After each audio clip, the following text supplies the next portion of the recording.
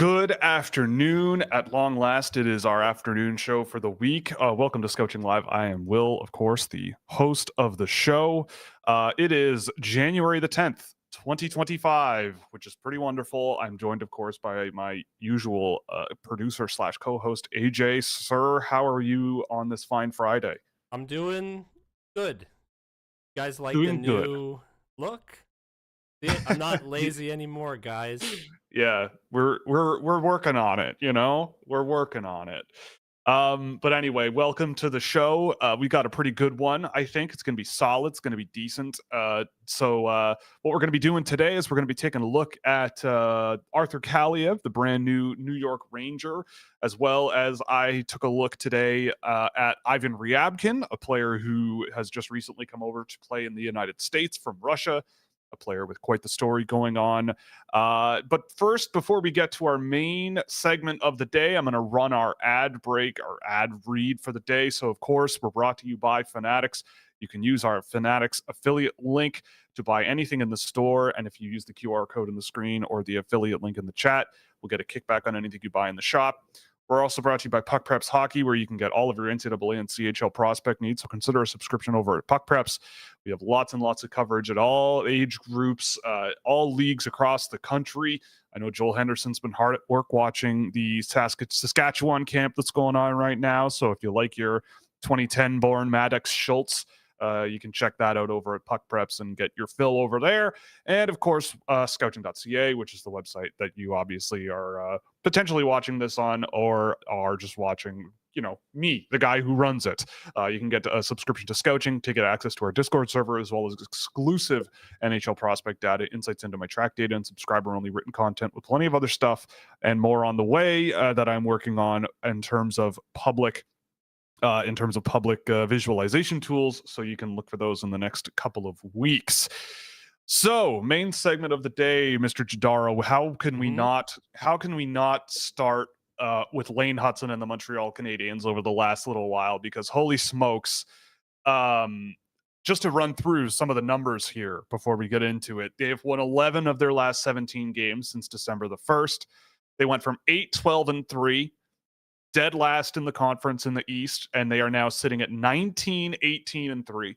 They are tied with Ottawa in points percentage for the last wild card position. I believe Columbus is a little bit ahead of them for the other one. But if this pace holds for the rest of the season that they've had up to this point in the year, they're going to be in contention for a playoff spot. I did do some background on this, looking in terms of the numbers and some of the things that have changed Oh for the no, Will Habs. math. I know. Get ready. Trigger warning. Trigger warning. Yeah, exactly. Trigger warning, Habs fans. Let's put that in there first for sure. No, but so in the last little while, like the last 10 games or so, they have been on a little bit of a shooting percentage bender, but it's not really that crazy to me. When you look at their expected goals for percentages, it's just been skyrocketing in the last 10 games or so. Their rolling 10-game average went from 46% to 54%, which is quite the swing. And I believe this is as high as it's ever been in the league for them. So they're playing better than they have all season right now. Since the December 17th, which is when this real streak has kind of really started, they're seventh in the league in expected goals for total. They have a really high PDO since then. They're shooting over 11% at 5-on-5, which is a little high. But this, to me, from looking at the numbers, to keep it quick, they've been kind of regressing to where they should have been from the start of the year. I mean, they were a team that at 8-12-3 were not that bad. And this is pretty close to around where they should be mathematically speaking. So the idea of them sustaining this kind of a 19-18-3-ish record for the rest of the year seems possible, maybe a smidge better. But, they could be a team that contends for the playoffs. So, I don't know how much of the Habs you've seen in the last little while. I caught A a bit little of bit. them over the last little while and whatever, but is there anything you've picked up on that's kind of shifted for them or Yes. what's going on with them? Lane Hutson, good. All right. That is Yeah. that is the big shift, I think, to an extent. And also Patrick Laine coming in That been a huge yeah. boost for them as well, right? But Yeah. I I mean, think you Patrick look at Laine. what Lane Hutson is doing. This guy's playing over 22 minutes a night, okay, as a Correct. rookie defenseman. And we'll get into what that could mean for the Calder Trophy. He's playing this way.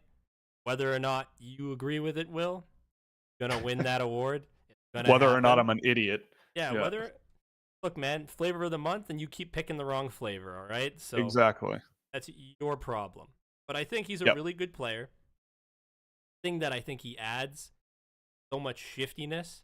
He's just so good when he's got the puck on his stick and just fooling guys. Really, really hilarious to watch, and he just pulls dudes out of position, and it opens up so much more ice for guys to get into. So I think Yeah. he's added a huge, yeah, I guess it's dynamic, to the mix, Yeah. and he's great. I love him. We had to make a callback to a previous episode. Does Lane Hutson suck now with our title? So, Yep.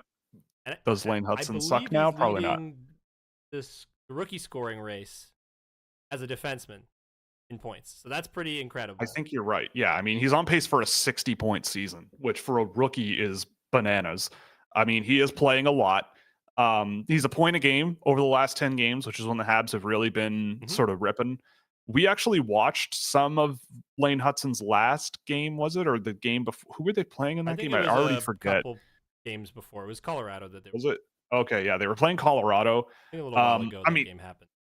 yeah, I mean, okay, it was on the 4th, so about a week ago. So, I mean, in that game, I thought he's Lane Hutson. Like he's still the same player he's kind of always been. I think he was paired with a few different guys in that game. The thing that I also took away from watching Lane Hutson in that game was how good or solid Alex Carrier has been Hmm. for them.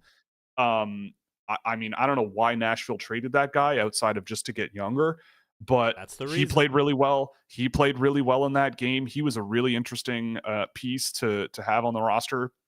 But Lane Hutson, I mean, the shiftiness, the creativity that he has, like he plays with his brain more than anything, and I just think that he's such a hard guy to counter.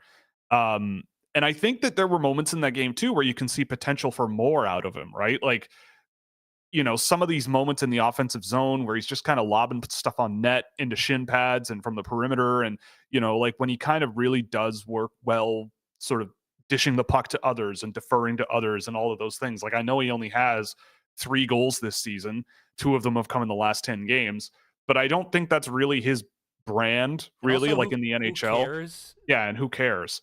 Assists. It only matters how many assists you get. That's Yeah, how that's this it. that's how this page works. All right. Everyone should only ever have assists, right? Yeah. If you Nobody score. should ever score goals, just only assists. Yeah. That's it. Exactly. Yeah. That's it. That's all you have to do and then you win every game, right? If all you have are assists. Um but yeah, I mean I think Lane Hutson has been a huge boost. I mean it sucks not having Patrick Laine for the last 10 days. He hasn't played in 2025 yet, but it doesn't seem to matter. They've won 2 of the 3 that they've played this calendar year. Hutson had 3 points the other night against the Vancouver Canucks. He's Well, just it's the Vancouver Canucks. They've well, been they're on a not bit of having a a good time. tailspin themselves, and I'm sure we'll get into it with them at some Yes, point down the line. yes. But yeah, I mean, like the Habs, I think are a really good case study right now. Of like, again, we said this last show on Tuesday, but like we both kind of estimated that they'd be in this area of the standings by the end of the Yeah, season, a little lower, but and still yeah, and right like around the range. this is kind of I think the like them coming back to sort of where they were originally supposed to be, especially now that they have Line in the lineup, right? Like before when we made those calls, I believe Line hadn't been hurt yet. Yeah, Um, he and losing hadn't. him is, yeah, like I mean, he's scored 8 goals in 13 games for the Habs this year. So I doubt that that's a pace that he sustains if when he comes back and for the rest of the year. But if he does, that's a 30-goal year, pretty much, Mhm. in half of a season, which is hilarious. But I doubt that he sustains that, but Well, whatever. he thought he Neither should have here nor gone there. ahead of Austin Matthews, so he better be scoring at that pace in order to really Uh, push that, to make that claim substantiated in any I capacity. I honestly haven't seen much of the Leafs this year. How many goals does Austin Matthews even have this Well, year? he's missed like 14. 15 games, Yeah, he's missed a bunch of time again. Uh yeah, he's played 28 games, 14 goals. Okay, so he's on pace for like that'd be like a 40-goal season over and a whole he season. was So hurt for most of those yeah, games. yeah, So yeah. it's Oh okay. yeah, He'll and score all of his 70 goals are by on the the end. power play. He'll score Yeah, 70 by the end. yeah, yeah. Um, Yeah, and I just think with Hutson, like he's just such a fascinating example and such a good example of the types of players that in the draft I really like. Like people look at my list and see like undersized defensemen and stuff, and they go, "Well, that'll never work in the NHL." And I kind of just go like, "Well, yeah, they're not all Lane Hutson, but a guy like Thomas Galvis, right? Like that's the guy who in the World Juniors this year I was watching a lot and really paying attention to, and I mean, he's not Lane Hutson, but he does have a lot of that same shiftiness and skill level and confidence. And I think that that's a guy that if you coach him right and bring him along right, you could have a really really dynamic offensive guy Yep. who also is no slouch defensively. Like his skating is more fluid than I remember it. Hudson's skating is definitely more fluid than I remember it when he was a draft eligible. He's stronger, which he definitely needed to be. I really do. I do really like every time I watch the Habs, he's one of the guys that I'm always, always, always, always drawn to. Um, and I mean, I'm biased because I've always been a big fan of Hudson. He would Hmm. think was in my top 20. I think he was 22 on my list the year he was drafted. Like he's always been a guy that I love, but he just seems to be really finding that really good balance of how to push things offensively while also being, I'd say, competent defensively. Like a lot of people sort of just automatically are questioning his defensive game, but I don't think that that's really necessary. Like I don't really see his defensive game as like a problem so much, Yep. at least in balancing it against his offensive game. Like I just don't think it's even a discussion. I think with Um, defense, there's a lot of abstract terms that are thrown out there about yes. how people defend Yeah. because when it comes to offense, we can look at a stats leaderboard and point to points. Yeah. He's got Yeah. points, therefore good. So it Yep. substantiates the claim you're making that a player's good offensively. Where with defense, the metrics we have, some people don't agree with, some people dismiss, and Yep. it feels like what you like how you play defensively is a subjective thing when it comes to discussions with people. So I Yeah. always feel like there's a bit of a disconnect in terms of how people view different players. Like I'm not a big Oliver Ekman Larson fan. But I think a lot of people really like him. Mhm. So I don't know. It's just kind of the way it goes. Well, the defending side of hockey is, to me, I know what I look for in defensemen, but a lot of people don't look for what I look Yeah. for. Like it just seems to be that way. And I think that, like again, I've said this a few times on the show over the years, but like my whole process for doing this started by basically deconstructing everything I knew about the game and really sort of looking at it from a fundamental, what is like how does this game actually functionally work, and what is a like, it's funny when you think about the idea of like what does a good hockey player actually mean, like what does a good hockey player actually look like, Mhm. you know because I think that it's a lot more complicated than it's made out to be. And I think that especially with defensemen, there's a lot of nuance to that. But at the end of the day, I think defense is a lot about like, I don't care how you get there, but the results matter, right? Like with scoring, there are guys that, yeah, if you can score, that's great. That's a huge plus, right? But there are other things other than scoring where if you're deficient, it's a problem, right? But with defensemen, for me at least, it's like, well, I don't really care how, but if you get the defensive results, then great, and the offense is kind of secondary. But for forwards, for me at least, it's like if you can score, that's great. But if you can't, if the defensive side of the game is not really well taken care of, then I think that's problematic. Like that. And so to me, when I look at defensemen, I think about it like, the offense is kind of secondary, but with Lane Hutson, it's like it's really solid, the defending. Like it's not a liability at all.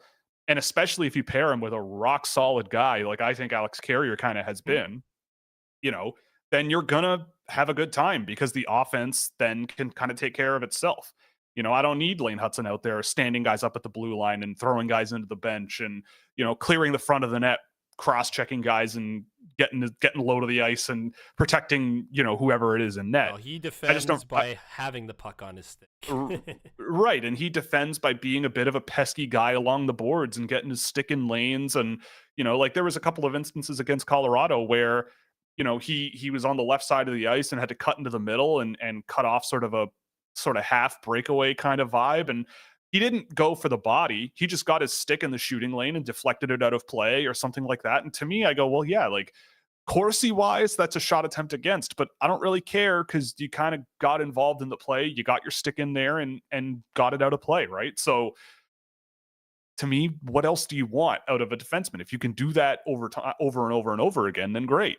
So, Will, I have to Yeah, ask: yeah, is Lane Hutson the GOAT now? yeah. He's the greatest of all time. But Lane Hutson, Paul Coffey, Bobby Orr, Arbor Xhekaj. That's my leaderboard of greatest defenseman of all time. So you really memed it with Arbor Xhekaj because oh, you're not the biggest fan. Well, I mean, he does what he does, like why he's in the lineup. He does what he does. But I mean, I don't know. He does the things you listed as things you don't look for previously. Well, they're not priorities, let's say. If you do it, cool. If you do it, but again, it's like it comes down to the results. And I mean, his results for a time were okay, I suppose. But anyway, that's neither here nor there. We're not talking about him. But yeah, I mean, Lane Hutson, I think he's cementing himself as one of the most exciting young defensemen in the league. Like he's only 20, right? Like he's the same age as Uri Slafkovsky. And so who's getting more hype? I mean, Hutson now, I would say. He's getting more attention, like both positive and negative. People are always still trying to poke holes in him and going, oh, but what if, his defending still is doo-doo caca, right? It's like, well, one of my favorite things about Lane Hutson, because Rayanne makes the thumbnails for us, and we were talking about what we wanted to do for this thumbnail because we wanted to go all out and make it kind of funny. And all I noticed, like Lane Hutson looks like a child in the photo. It's awesome. Yeah, he does. He looks like my best friend from high school. How he looked coming out of high school, almost exactly. Like he looks so similar to my buddy, just having that baby face look, and he still has a baby face look now. And we're a couple of years older than 20. But yeah, it's kind of funny. Yeah, I mean, I think I think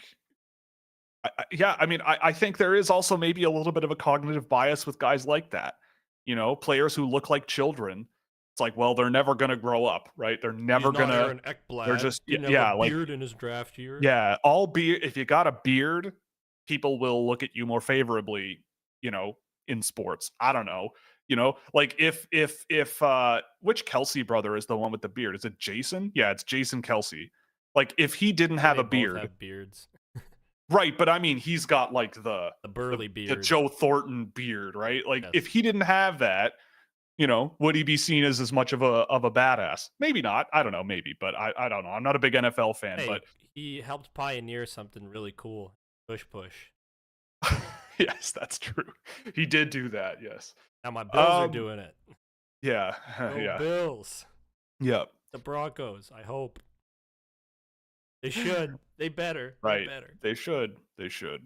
But yeah, I mean, so I don't know. I mean, we don't have to talk about Lane Hutson the whole show, but I mean, I've been really impressed with his ability to hit the NHL as hard as he's been able to. Like he started really strong, I thought, but there were still some question marks. I watched both of the games he played last year, and again, there was like, there's a lot to like, and I think there was still stuff to work on. But he seems like a capable defensive player, capable, emphasis, but the offense is there.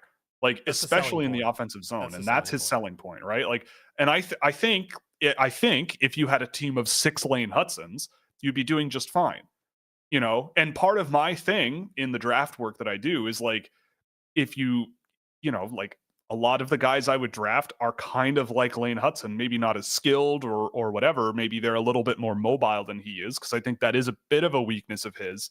But it's not I shouldn't say weakness, but a bit of a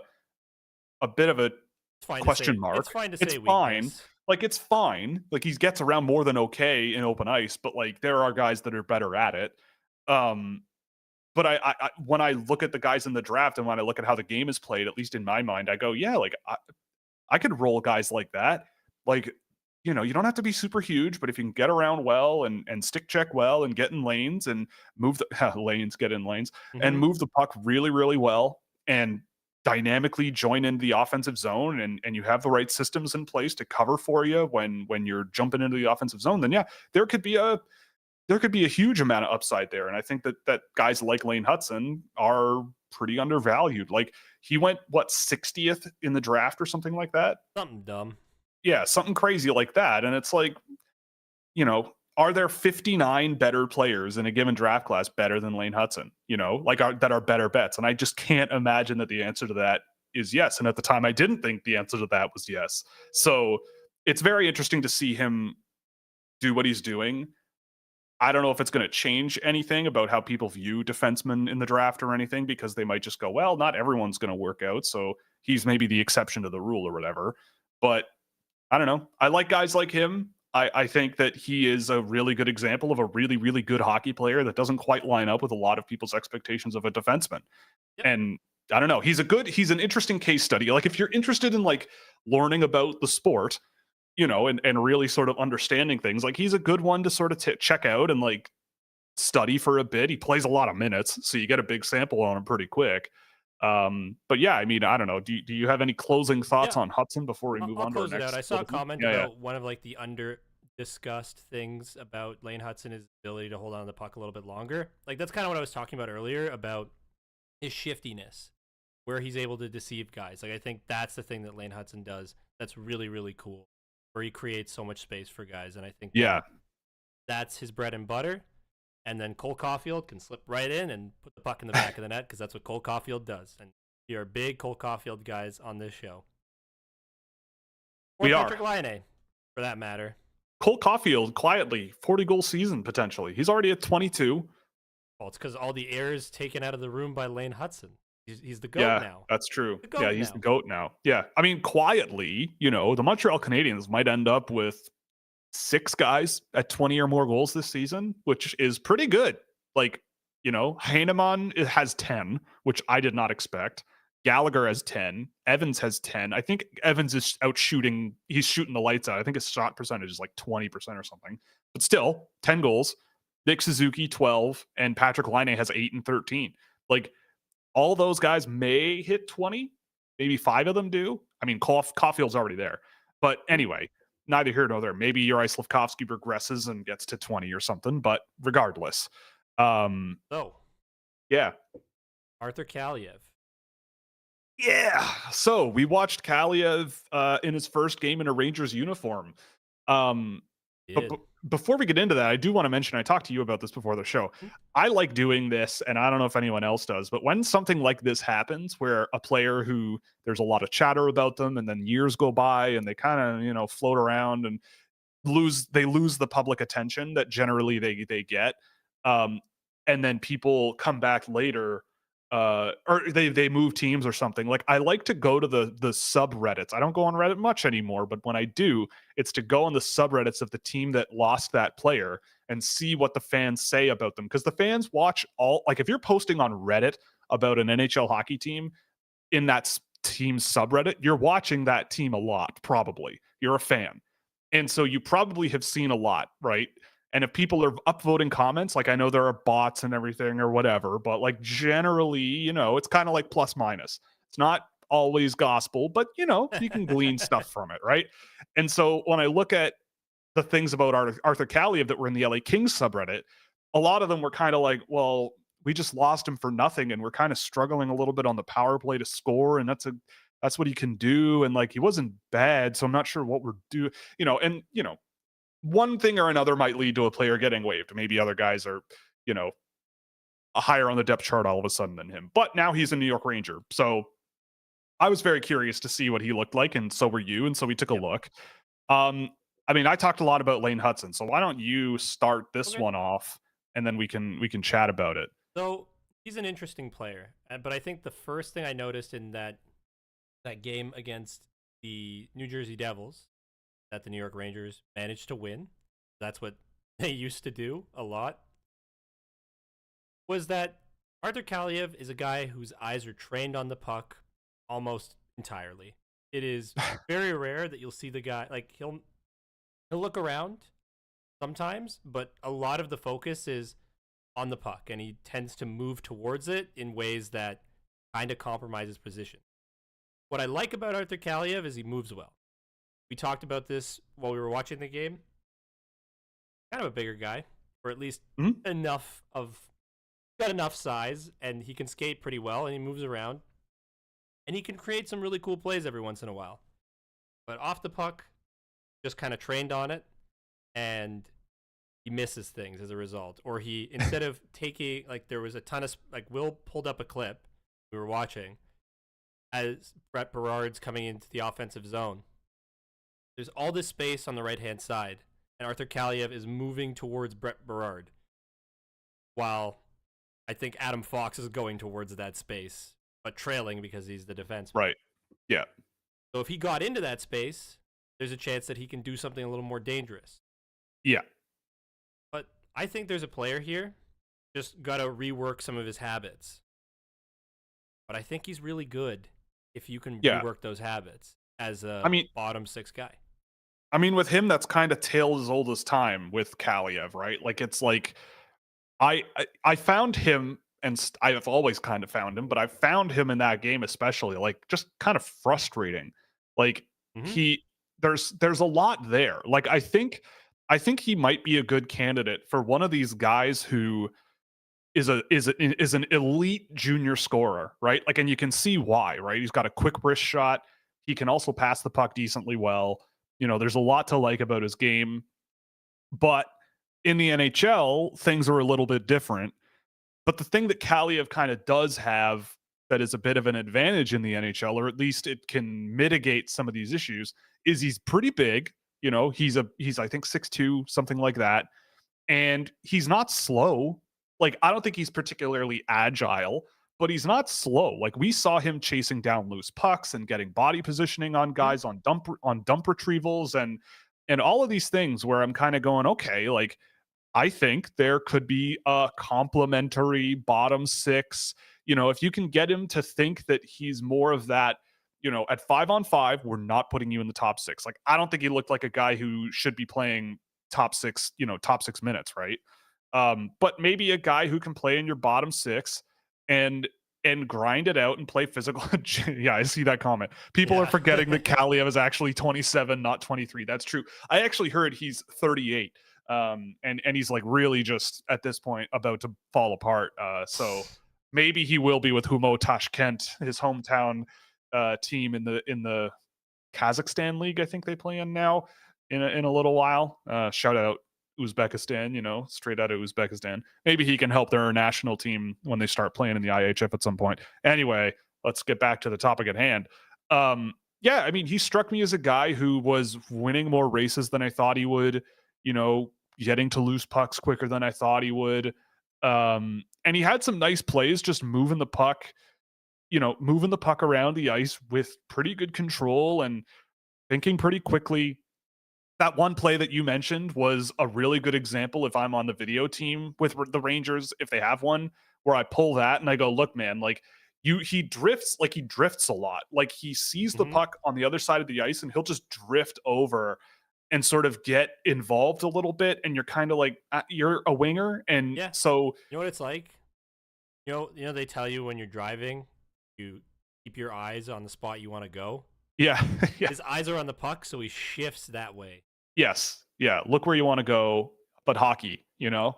So, but for me, it's like, well, man, like, if I'm coaching him, I go, look at all this empty space that's there, right? Like, you could be the king of that area of the ice. It's wide open, you know, but he ends up in this like really weird, really close triangle with him and Britt Berard, and I think it was Brodzinski who had the puck. So it's like these little things, right? And it's like, and he's the type of guy where it's like, if you just stay in open space and just like keep checking a little bit more than you do and find some open room in that, like, between the face-off dots area, his release is quick enough and hard enough that he could score goals. So I see a guy where if I'm the Rangers, I'm going for free, for literally nothing. I'll take him. Maybe a bottom six role at 5-on-5, and he just sort of complements other guys and maybe pops a goal here and there. But on the power play, yeah, like, he could be an offensive threat as well. So I liked him. Yeah. I thought that he's a guy, like, it's kind of like, you know, it's kind of like when we watched Capo Caco. And I'm kind of sitting there going like, I can see how this guy could be an NHL player, but it's the same. It's like, I think that there is such a thing as like, if your expectations are at a certain place and they're not met, but they are met in a different way, but you just don't see it, like you can undervalue guys that are like that, right? Yeah. Like Kako's a good example of that. But Kaliyev, I think the what we saw against New Jersey, I think it was, I think Mhm. that's I think that that's a really interesting case study of like, well, he might not be that top 6 elite offensive guy that he was in junior, but he has enough tools there, and like there's enough there that you could try him as he is now. You don't have to reprogram him, I don't think, at least not a ton. Try him in that role, see how it goes, Mhm. and give him a chance to shoot the puck on the power play or make plays on the half wall or something, and maybe there's something there. But yeah, he was good, pretty good. Yeah. I don't know. For free, I would take the shot on him if I was the Like Rangers. So we'll see what happens. if I had to like rate him against average NHLers, I would put him slightly above. That's kind Hmm. of where I think, with upside to be solid, like really Yeah, good. like Maybe on not the really good, but good.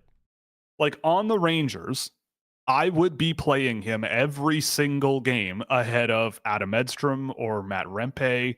I mean, I know Adam Edstrom is a bit different, but like Sam Carrick, those are the guys the Rangers have on the depth chart. I Guys. mean, I would, yeah. I mean that line of Berard, playing with Berard, I think looked pretty good too. Hmm. Brodzinski is kind of a guy, like, he kinda was there. He wasn't really factoring in much on either side of the game. He wasn't bad. But if you can find a center who can sort of play with a bit of speed and push the game a little bit and do some of that stuff, or I don't know. I mean, I Filipino, doubt just that. playing with Filipino. Yeah, Philip Hedl, he's not listed on a daily faceoff right now, so I don't know if he's hurt or what Just again, scroll but down a bit because it will tell you if he's in. oh yeah, he's injured. Yeah, it just says out. So we'll see. But yeah, I But mean, he's day Philip to Hedl, day. I think Philip Hedl would look great with a guy like Kaliev and a guy like Berard. I don't see any problem with that Mhm. at all. So we'll see what happens. I think it's an interesting pickup. I think he's an upgrade. I think he's an upgrade with based on what they have on the lineup. Yep. So we'll see what happens. But I found it kind of promising and at least very interesting seeing him in a Rangers uniform instead of a Kings uniform. So speaking of promising, Yeah. Ivan Ryabkin. Yeah, I mean, I did a game of Ivan Ryabkin this morning. Felt it was pretty prudent now that we're back and doing shows twice a week again. And he's now, if you're not aware, he has gone to Muskegon and he's been playing in the USHL for a couple of games. He played 2 games against the U17 national team. So, you see 2 goals in 3 games, but let's factor in that he's playing against 16-year-olds. I think it's three. It's 3 goals and 2. Yeah, 3 goals in 2 games. What did I say? Did I The other way. did I do it backward? Oh, the other way. Three Okay. goals in 2 games against the under 17 national team in the US. I mean, I thought the game I did, they played okay. Like the under 17 team actually played okay in those games. They've got some fun guys for next year.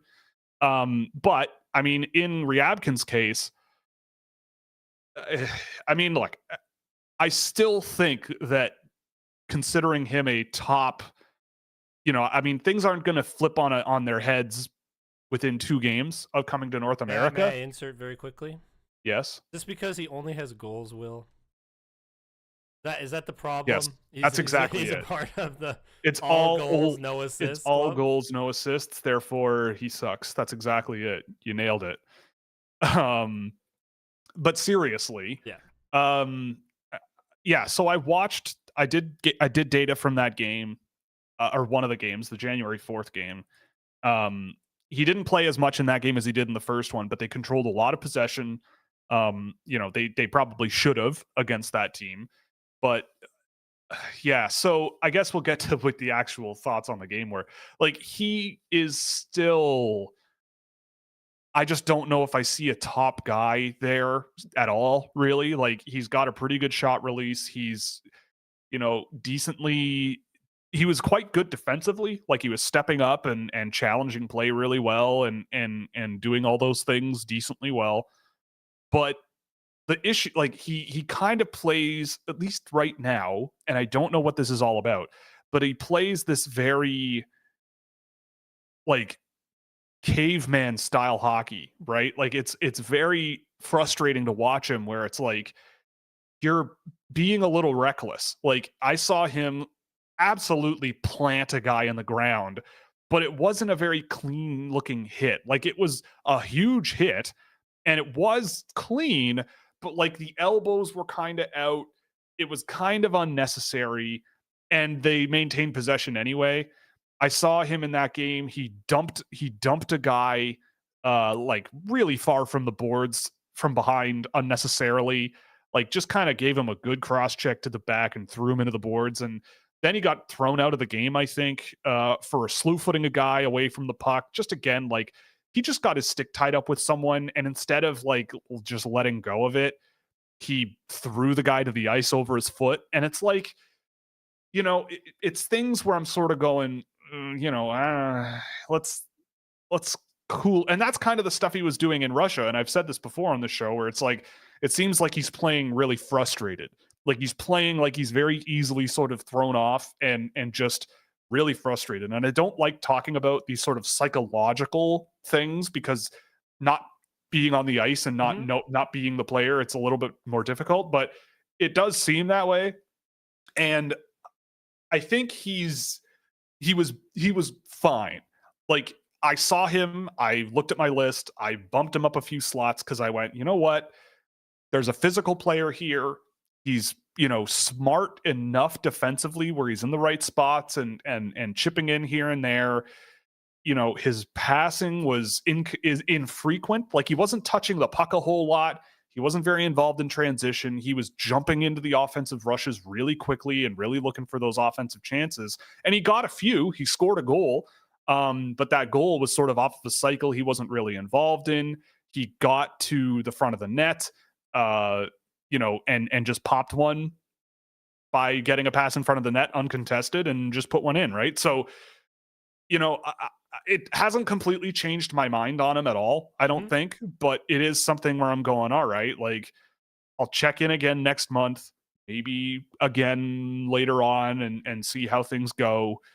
I expect him to be a solid USHL player because he was kind of solid in that game, Yep. but he doesn't to me at least he doesn't factor into the game enough in enough ways where I'm going, that's a guy I want in the first round. That's a guy I want really high.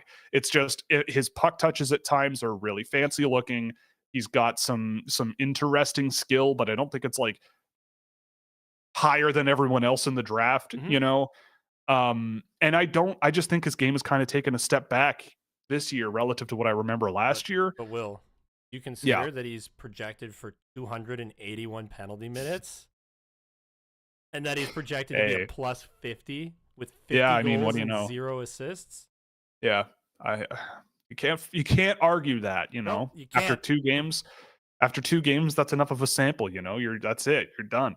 Yeah, like Um come on, man. He's gonna go to Nashville. Him and Zach LaRue are gonna muck it up together. You know what though? Honestly, like that once you mentioned that, it did kind of like stick in my head a little bit where I'm going, yeah, like Nashville drafted Yegor Surin, who I think is a little bit similar in a way. They have Zach LaRue on the roster. Like they have poked around with these Remember when really Tanner Jeannot was a hot Tanner commodity? Jeannot, yeah, like they've poked around on guys like this quite a lot.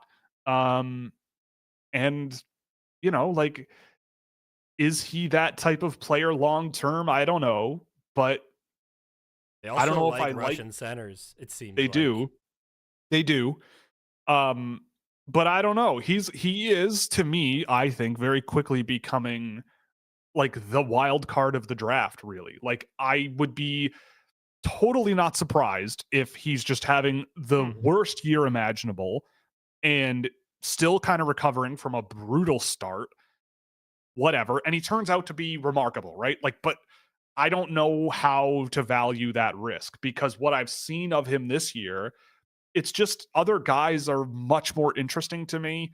And the way that he plays, I think, is just, at least from what I've seen this year, and it was the same in Russia too. It's just like instead of skating a few extra strides to challenge a guy, he'll whack at their ankles, or he'll, instead of tying up a guy's stick and body along the boards, he'll just dump him into the boards from behind and whatever. Like Right. it's like those discipline things. And I'm not a huge fan of that in terms of like playing the game, but I could see an NHL team going like, well, that's good that he's capable of that. And if we can sort of maybe cage that wild animal a little bit and get him to drive a little bit more offense a Well, little do more you and really get him think more puck touches, NHL then here we teams go. are thinking, let's cage the wild animal? That's unleash the beast. That's the Some way teams NHL maybe. teams, I think. Some teams maybe, but yeah, you're probably right. Like that killer instinct is there, so maybe that's a good thing. I do Um, want to touch on one thing that you brought up was him being yeah, like the biggest wild card yeah. in the draft. You say that even more so than Roger McQueen, a big boy who can do all the who has Um, that mystery box appeal as we've talked about previously. Like, is that enough to supplant Roger McQueen? yeah. I think it's a different kind of wild card, right? Like Hmm. McQueen, it's like the injury sucks, and it's not a great injury for a guy like him to have. But when I watch him play, I go like for me right now, I still have McQueen in my top. I think 15. I think I have him at 11 or something. And because I look at him when he played, and I go, all right, like under an NHL development staff with giving him a few years and you're really patient with him, I could see him being a very interesting player, like worth taking in that sort of range. Yep. But I think there's just a ways. I think there's a longer ways to get there than I think people think there is. But he's got that size. He's got good pace in his game. He's really improved on his feet over the last 12 months. But there's this and this and this and this, right? But with Ryabkin, like it's more about how he actually plays. Where I'm going like I remember what he did last year. This year it is just it's a combination of factors that when put together, I go, with Roger McQueen, you're going, okay, there's all this potential and you can draw, conclusions on this and this and this and this and this. And to me, it's like if you're talking Roger McQueen at fifth overall or something, I think you are taking a bit of a wild card risk in that range but I go, if it works, it'll look great, right? Whereas with Ryabkin, I have a lot less confidence that if you took Ryabkin at 5 or 6 or 7, where he's still kind of ranked by some people. Consolidated rankings, I think he's eighth on EP's list. Yeah, Yeah, let me take a consolidated eighth for them, but I right. know you And have your tracker. in mine he's 16. So mid first round to like somewhere in the 7 to 15 range probably. So to me, I look at that and I go, if I'm doing that, like you are, to me, objectively, you are passing on better players now in the hopes that he's just having the worst year imaginable. Matthew Nyes style, right? Where Mhm. Nyes just was a remarkable D-1 and just did not have a very good draft year. And now look at him. So it's like you're taking on the chance that that's the case with him. I don't know. I just think that there's a lot going on there that I still have questions about. I said in the last show, like if he turns it on for the rest of the year and looks completely different and like the dynamic, creative, offensive guy that I remember from last year, fine. But if he is more of this sort of lower pace, lower puck touches, more offensive zone focused, overly physical guy, my projection on him is a little bit weaker. And I think, I bumped him up a few slots, like I said, but he's not in my first round still. I think there's a lot of really interesting guys that I would rather take a chance on that at the NHL level, I think will project a little better. Because I looked at Ryabkin in that game and I went, you're playing the US under 17 team and getting scoring chances, but none of it really looked like this guy's going to do this in the NHL to me. Mhm. So it depends on your projection of him. I think there's a huge amount of wild cards going on with this draft class in general, or with this draft class in general. But with him, I think that's a huge wild card you're taking. And with McQueen, I think it is a wild card you're taking, but I think it's one worth taking. I just think it's worth taking a little later than a few other guys. So it's a kind of two different sides of a coin, I suppose. Oh boy, David Phil, I love you, man. Oh, I know. He's You just and J mucking Bolt it. He's mucking it up, just mucking things up in just there. just continuing to run with this story about Kaliyev. Yeah, yeah. I mean, there are lots In of front now, he's saying he's yeah, from Uzbekistan. yeah. He was. David Phillips, the most Uzbek name I've ever heard in my life. I know he's Yeah, Russian, or at least he claims there's to be, unless he's actually an Uzbek. there's there's Yasurbek Rustamkhonov from Kazakhstan, Arthur Kaliyev from Kazakhstan, and David Phillips. Those are the only Kazakh people I know. Um, it fits right in. I do believe Sagiev. David Phillips has family lineage from Russia, so there's that. That's why he's always correcting my Russian pronunciation.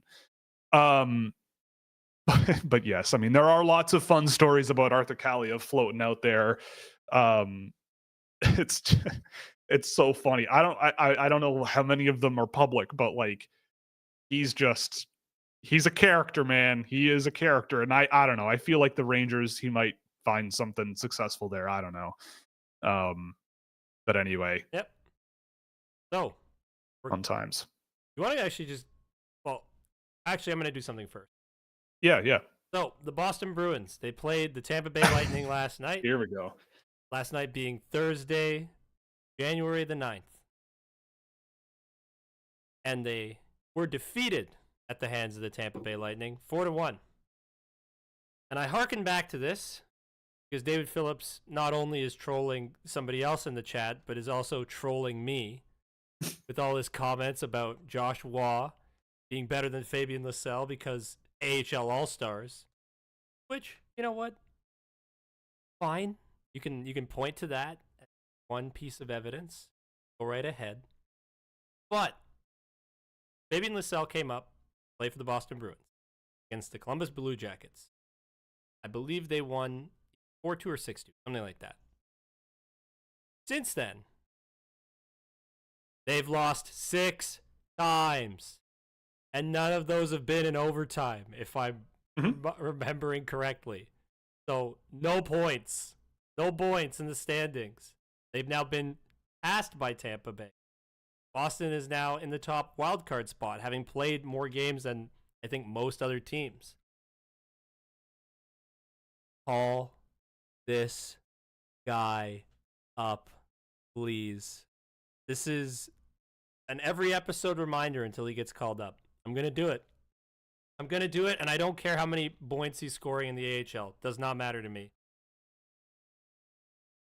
Better than half their roster, and it's just the truth. And I mean the NHL roster. Yeah, I mean, you got to get your weekly free space in the middle of the bingo card for talking about Fabian Lysell on the show, for sure. Bi-weekly, right? Bi-weekly, right. I mean, I don't know, man. Like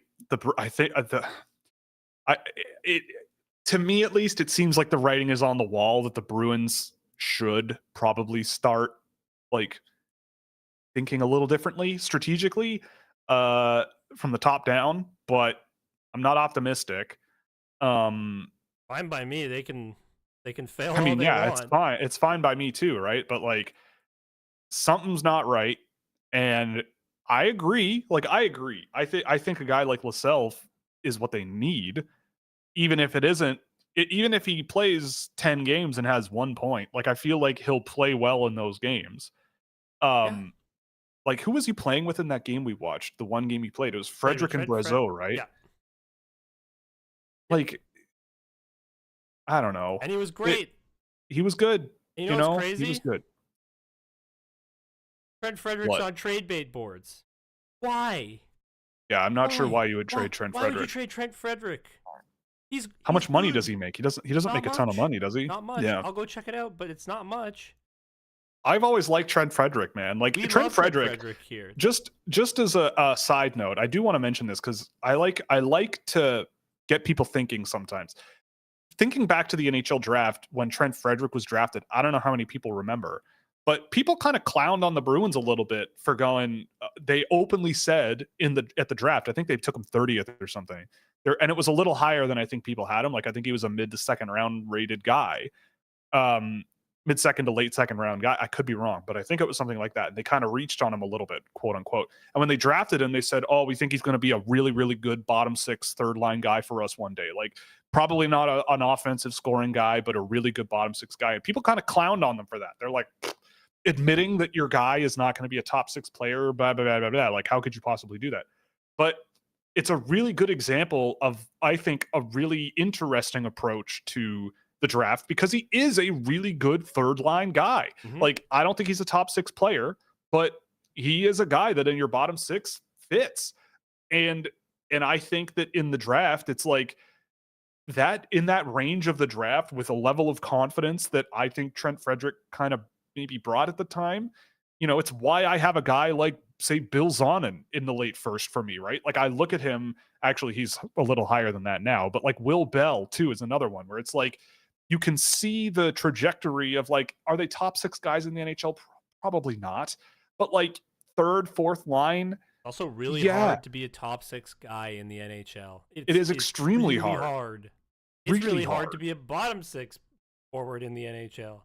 Yeah, it is.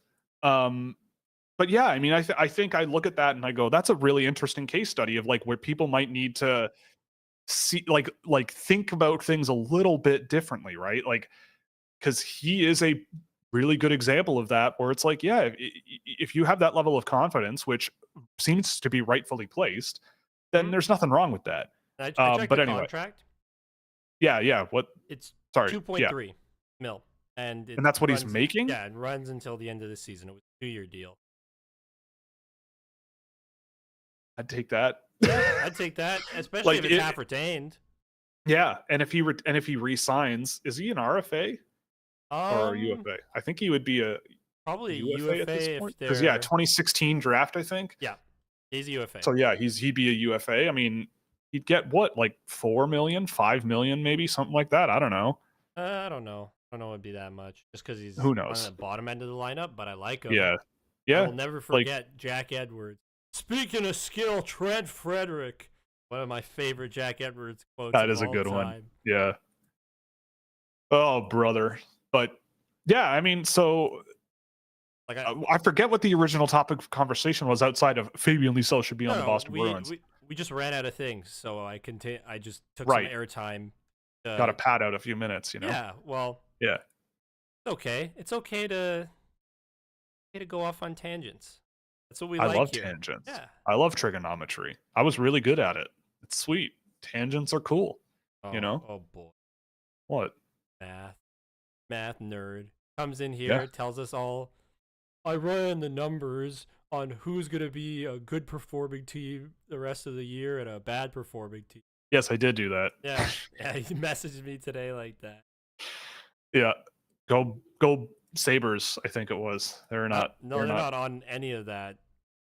Love how let me take you run math and then forget all of the stuff that you tell me. well, The best part. yeah, it's my neurodivergence. So yeah, I did run numbers on this and It is pretty yeah, funny. yeah. I'm just It glad looks the like Leafs aren't there because I would have yeah. kind of expected them to be there. Well, the Leafs are actually in terms of goal differential, yes. They are with Winnipeg. I mean, Winnipeg has great goaltending. Toronto has had spectacular goaltending. Other than last night, but Well, yes. that, But in general, I mean, the and even then, Ducks we'll kind of Carolina's like just a different gravy. Like they just pepper you, and what sometimes they break through, and that was one of those games. But usually they just warm up your goalie and make them look spectacular. what I did gather from doing this work this morning was Lucas Dostal. Without him, the Ducks would have been, or at least to this point, probably like historically awful. Like, I know his numbers aren't very good, like a 908 save percentage, 2.93 goals against average, whatever, say what you will. But based on the numbers, and this is just numbers, like so here's what I did, just for background. I took each team's total number of expected goals to this point in the year and their total number of goals scored at 5-on-5 this point in the year. I took the difference between those two things, scaled it over 82 games, and said if they ended up even, if those two numbers ended up the same, how many goals would they need to score and how many goals would they need to be scored on to make those two numbers match? And per game from here until the end of the year, if the Ducks gave up 3 5-on-5 goals per game from now until the end of the season at the same rate of expected goals for and against that they've had to this point, they would be about even. Like, to this point, the Anaheim Ducks have given up or relinquished 102 expected goals against. The only other team above 100 is San Jose. And they are the only two teams above 96. Pittsburgh is 95.9. So, and the Ducks have given up 81 goals at 5-on-5. The Sharks have given up 100, the Penguins 110. So the difference there already, like Lukas Dostal, who's played most of their games, I think he's played 30, 25. Like that's a big chunk of their games. That's 20 goals fewer than they should have been giving up at 5-on-5. So there's a huge gap there that, I mean, maybe they regress, who's their backup? Who's the other goaltender in Anaheim? John Gibson. Is it still Gibson? Yeah, him too. Like he's been very good as well. So both of those guys just rocking it. How long has John Gibson been in trade rumors? I feel like oh geez, it's like 2020, yeah, maybe 2019. Like he has had a very interesting career. Like he's been with the Ducks the whole time, and they've never really been very good. He went on a good run 1 year. 1 year in 2017, they went on a pretty good run when he was on Team North America. Shout out Team North America. But I remember him being in trade rumors like before 2020. Like there was talk about him with the Leafs or something for a while. Like people were talking about him going anywhere. He's been talked about going literally everywhere, it feels like. Yeah, and the Ducks just always have been like, I mean, if you want him, shell out because he's a number one goalie and you're not going to find a guy like him very often. So what are they going to do without him? And I guess nobody ever paid the price. And now he's 31 years old. Like his contract runs until 2027. Now we're on to the topic of John Gibson. His contract runs until 2027 at $6.4 million. That's, I mean, if the Ducks, I mean, I don't know where the Ducks think they are in their rebuild, but this season on paper, they haven't been great, even though they're not like absolutely terrible.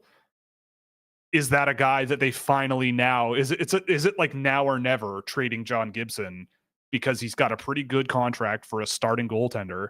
If they retain a little bit, maybe 1.4 million, and it's $5 million for John Gibson for the next 2.5 seasons, or no, 2.5 seasons, 2027.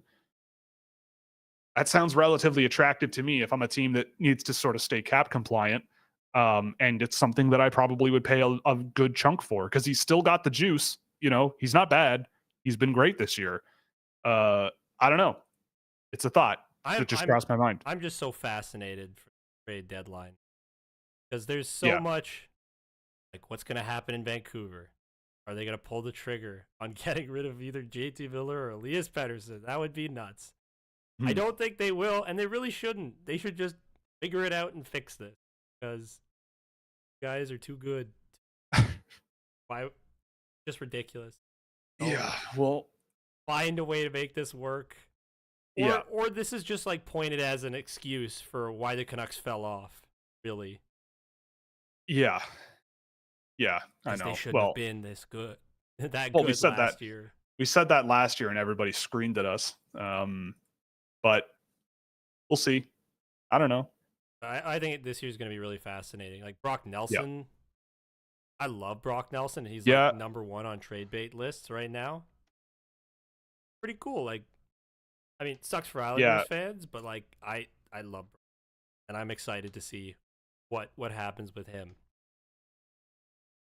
Yeah, I mean, I'm just gonna look now at this list that's Steve Dryden. Who's Steve Dryden? I saw Frank Serville. Yeah, but like, Brock Nelson's on there, Gibson's on there. Oh, Byram's on there. Nick Robertson. Oh God, no, no, stop, please. Yeah, he's good now. He's found a nice home. Him and Max Domi and Bobby McMahon, great third line. Okay, please. And he's been playing a lot too. So, right. I mean, it's going to be. I mean, the trade deadline is going to come faster than I think we think. It's already January, obviously, but it doesn't take very long to get to the trade deadline. March people 7th, are going to, right? Yeah, I think so. So we're less than 2 months out. People are already talking about Pettersson and Miller. I don't know what's going on there, but just re-signed these two. Yeah, they last just year re-signed and the year before. Like, I don't know what's happening. I would love to be a fly on the wall for that because I have Zero idea what the deal is there. I love that also on this TSN thing, they're both tied for number one. It's like a Wait, who's Bob tied? McKenzie draft board. Pedersen and Miller. They They're actually think they're gonna go? Like, I mean, they're number one and number one on this list. you know? Yeah, I don't know. crazy. I don't know. That's crazy. But there are a lot of interesting names on here, right? Like Brock Nelson, like you said, he's a pending UFA. I'd look at that. I mean, John Gibson is a pretty attractive situation there. Trent Frederick, if you can pry him out of Boston. Yanni Gourde is a Yeah, UFA. Yanni You Gourde. know, maybe he's an interesting I pick. like him. Brandon Tanev, I would love a Brandon Tanev on my team, especially at 3.5 million. He goes, he does the thing, How many more years middle of that six. contract is there? He's a UFA. Really? He's a Didn't he UFA. sign Yeah. wasn't that like an 8-year deal or something? Like I think it was like a 6-year absurdly deal. long? Yeah. Okay, And yeah. everyone's like, what is that? And then he goes to Seattle and you're like, oh, he does his job and he's pretty good at it. But I would take a look at him too. Michael Granlund is a UFA. That could be a nice pickup. Hmm. Gustav Nyquist, he could be a fun pickup. He's always a pretty good pickup for the Yes, playoff for whatever runs. team he goes on, Whatever team he goes on, good. yeah, he helps out. So a lot of interesting names for the trade deadline this year. I feel like that wasn't the case last year. I could be wrong, but Noah was there? Hanifin, Thomas Oh, Hertl. right. I feel like there was a lot. Hurdle was before the deadline, right? Yeah. Was it? It Yeah. was So on deadline, took all but the- I don't think I think that one came out of left field though. Like I'm just remembering. yeah, it did. Yeah. Kristanov got Um, moved. It was a big deal. Yeah, March 8th last year. Let's see. Malcolm Elias Subban, Lindholm, remember? I Evgeny Kuznetsov, Kyle Okposo. think there was a lot last year. There was a lot. Yeah. Tyler Toffoli. You know what else there's a lot of? Questions? Yeah. Yeah. And it's about Yeah, that let's do time. it. About Yeah, that let's time. do it. Yeah. Okay. So we're going to get into our questions again. If you don't know, in the back half of our show, we'll take questions from all of you and get through them all as quickly as we can. But before we do, we're obviously brought to you by Fanatics. You can use our affiliate link or scan the QR code in the video window. We'll get a kickback on anything you buy in the store. You can also help us out by subscribing over at puckpreps.com, where you'll get all of your NCAA and CHL prospects stuff going on there. There's lots of momentum over there on all kinds of fronts, so you can check that out. And of course, scouching.ca, where a subscription over there gets you access to our Discord server with exclusive NHL prospect data, insights into track data that I have that's usually locked behind a paywall, a different paywall, I should say, and as well as exclusive written content and plenty of other cool stuff. And there's also a merch store. You can go to scouchware.com and check out our stuff with sweaters merch. and yeah, like our buy that videos, subscribe, merch. give us all your money on Buy Me a Coffee, please. I think we should make a rap video like Jake Paul did to sell our merchandise. We should make rap music, get an AI program to write a beat for us. Oh no. Oh no. No, Oh, no. we'd get banned from the internet. We just get banned from the internet. No. Anyway, let's get into the No, questions. our audience would just get way younger. That's true. And then probably way more insufferable. Anyway, okay, let's get her going here. But maybe they'd support Fabian Lysell more radically. Maybe that would be the benefit. Yeah, maybe. For how low effort Kucherov's play style is, do you think he can keep his 100 point per season pace well into his 40s? I mean, maybe. The guy's a machine. I think with Kucherov, it's not so much that he's a low effort player, it's that he's a deceptive player in the sense that he looks like he's out of it, but really he's just waiting to pounce. It's like playing dead, only to then like destroy the predator that you thought they were gonna capture prey. He's tricky. He's a tricky boy, that's for sure. That's why I think he didn't do so well in the skills comps at the All-Star.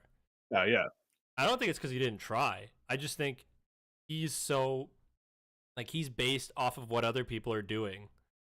That's not his vibe. Yeah, he's just slippery in the sense that fades into the background and oh my god, it's Kucherov and it's in the back of the net. Yeah, exactly. And I think that's fine. It's hard to do. I think it's hard to do that long term and score 100 points every year. But I think he doesn't play like the hard miles style of play that you might look at and go, wow, I don't know if he's going to play until 40. But at the same time, for a long time, Alex Ovechkin played that way and he's still going. He doesn't play really that way anymore, but he has his moments. So who knows? It's kind of also an individual thing. I don't know. But I think he'll be good for a while, especially if you put the right guys around him. Got Braden I think Point, he'll be. and Braden Yeah, he's got Point Braden. is Yeah, excellent. And then it you have helps. Jake Gensel as well to also Yeah, complement that. Like it's yeah, just a bunch of elite offensive players playing in great harmony together. yeah, yeah. All right, Nick. Hello. I'm starting to think Boston has a real chance to select somewhere between 10 and 15 at the draft. You're potentially right, Mhm. unless they trade that pick for help at the deadline to get into the playoffs. I don't know. Who's a good two-way playmaking forward option for that? Is Carter Bear in that mold? Carter Bear would be a fantastic Boston Bruin, in my opinion. I Carter think Bear he'd and be my a boy. yeah, Carter Bear would be a fantastic Boston Bruin. He's big, but really, really good skater, gets up and down the ice really well, really physical, really easy to project into the NHL. He's got some skill as well. I think he could be a really good two-way forward in the NHL, maybe a winger, but I don't know. I'd like to try him at center, I guess, but Cool name mostly as winger. well.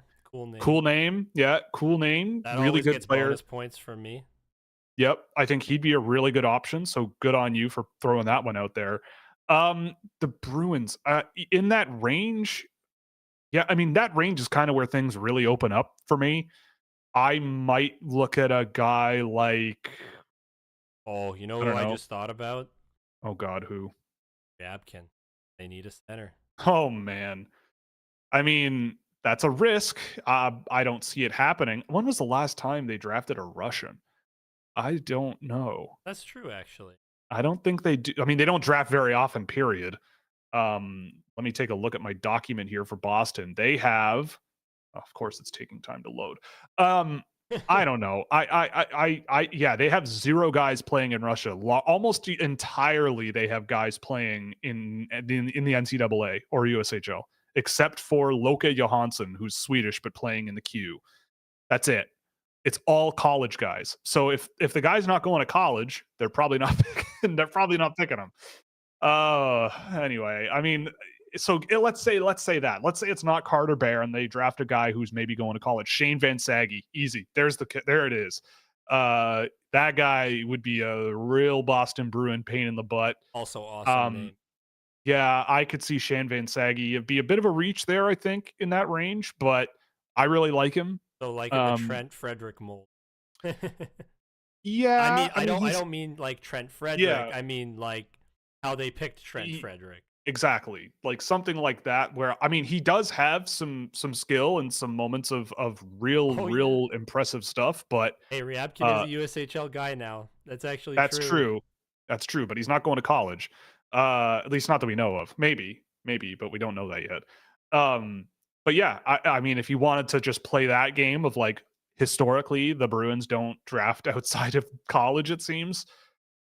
There's and the one guy they have playing in Sweden, I think, the one guy is a guy they got in a trade and he hasn't played a game this year. So, yeah, in terms of drafting guys, it is almost universally Americans or guys that are going to college. Christian Kostadinsky playing in the States Or now. Dean Letourneau, but who's Yeah, also. But is he in college now? he's in college. Yeah, Okay. he's playing with Boston College. Has he done anything since the last time we talked about him? No, he has 15 games played, 2 assists in the whole season. So there's that. Awesome. Anyway, yeah. So to answer the question, I'd say Bear would be the guy that I would really push for. But if you really just wanted that type of Boston Bruins style of guy, maybe that guy, maybe Fansagi, Bill Zonin also comes to mind, but that might be a little high for Zonin. But I really like him as Mhm. well. Malcolm Spence type of thing. Um, Maddox Schultz lit up the Circle K Classic. Yeah, Maddox Schultz. He's gonna be on your Instagram Reels feed real soon if he isn't there already.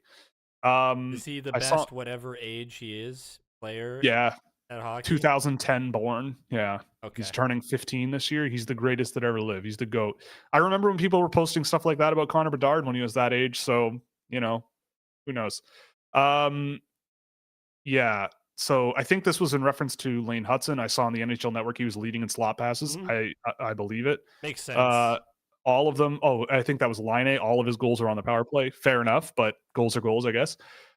One of the undiscussed talents of Lane Hutson is We went his through this, ability. Oh, we but did the day of the day. We did that. I just didn't see that yep. originally. It'll depend on the team or situation they get drafted. But do you think there is a possibility that nobody drafted in 2025 will start the year in the NHL?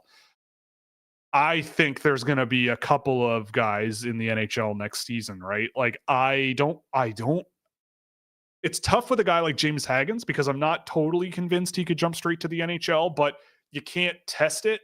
You either do it or you don't. I would be very curious. After seeing him at the World Juniors, I mean, he was very good, but I'm not sure I can confidently say he could be in the NHL next year. A guy like Matthew Schaefer, I think it's possible. Michael Misa, I think it's possible. Hell, Victor Eklund looked. I, if I'm an NHL coach and I have a guy like Victor Eklund playing like Victor Eklund in camp, I might give him a shot. I might in the third line kind of role and see what happens. I mean, his brother, I think, went back to Sweden for 1 year, or Mm-hmm. did he go straight to the NHL? He didn't go straight. I'm pretty sure he No, didn't, because I'm pretty sure I in don't remember. 2021 there was no player that started immediately. I think Beniers got a couple of games at the end of the Oh, year. so he played 9 games Okay. with the Sharks that year, but he did go back Oh to Sweden. yeah, I remember because there was like a photo of William Eklund like really really sad that he was getting sent back. I remember now. Oh, Yeah. right. Okay. So yeah, but I think his brother is I think his brother's more projectable to the NHL. I mean, I thought he really surprised me at the World Juniors with sort of what he does. I mean, I knew going in that he was going to be solid, but he surprised me. But other than that, I would be surprised if anyone else made it. Like Porter Martone, maybe, but I'm not wholly convinced. At least not that he'll stick. He's got to get the speed up. Yeah, I don't think he's there yet, but I don't think he's that far off. Like a good summer and maybe a good camp, and maybe he gets a cup of And some coffee and we'll Barb see. But Underhill. yeah, Barb Underhill. Yeah. And it's not. Uh, I'm not saying that to be mean. I like Porter, really great well, that's guy. his only. That's the only thing. Like that's it. you know. And I think he kind of knows it too, based on like the Yeah. game tape. Yeah, But I he didn't agree. say specifically that I Well, he need to said the work. pace of his game, I think, was Yeah, the thing he needed to work on, right? Which I agree, like yeah. 100%. But other than that, I don't know what else to say. Um, how are you feeling about the Celebrini versus Bedard debate? Eh, um, Just I enjoy mean, them. Who cares? They're both yeah, that's great. number one. Yeah, just chill, They do chill and different enjoy. things. I, Connor I Bedard is mean, like individually incredibly gifted in ways that like almost everybody in the NHL is not. But yeah, and like Tyler Bertuzzi is not a great match with him. Taylor Hall is not a I great think they've been match doing with all him. right though, They're like doing okay. in Yeah, terms of right, but like producing like that line now. yeah, like yeah, but it's not. That's not enough. You know, it's not Oh, enough juice. it's not. Um, whereas Celebrini, I mean, I think he's been really, really good. you know, but we said the same thing about Bedard last year. He was really good Like last year too. get He's, mad at Will. He likes Celebrini more than Hutson. He's compromising the message of this video. And he's I mean, not saying anything because I'm right. If Macklin Celebrini were in Chicago, if Chicago had won the lottery and had Celebrini and Bedard on the same team, I feel like Celebrini people would not be able to shut up about him. But he plays in San Jose, so we hear people not shut up about him. But because he's been that good, in my opinion. Um, but he's a guy who I think he's done a better job elevating everyone else on his line than Bedard has. But Bedard is just a grip it and rip it, just individually talented out the wazoo guy. And I'm not sure I have Celebrini quite there with him on that front. But like, I don't know. The answer to this question, I don't care. You know, I like them both. They're both fantastic players. Both teams are really good with both of them on it. Um, you know, like there's no real point to the debate other than internet points, I suppose. I don't know. It's which team's fan base is better. That's what this is about. Oh, okay. Well, in Like that case, our then it's player's better obviously than San Jose. your player. That's the way it Yeah, goes. obviously, then it's San Jose. So we'll just move it out of the way. Uh, I'm never allowed back in Chicago ever again. I love Chicago. It's one of my favorite American cities. I'm just going to throw that out there. Please don't cancel me. I've really liked Gooley's play recently too in regards to the Habs. Yeah, I mean, Caden Gooley is a very good player. Rock Like he just solid. He goes out and eats minutes and eats other hockey players for dinner, which is great. Um, Thoughts on some of the VHL trade deadline deals?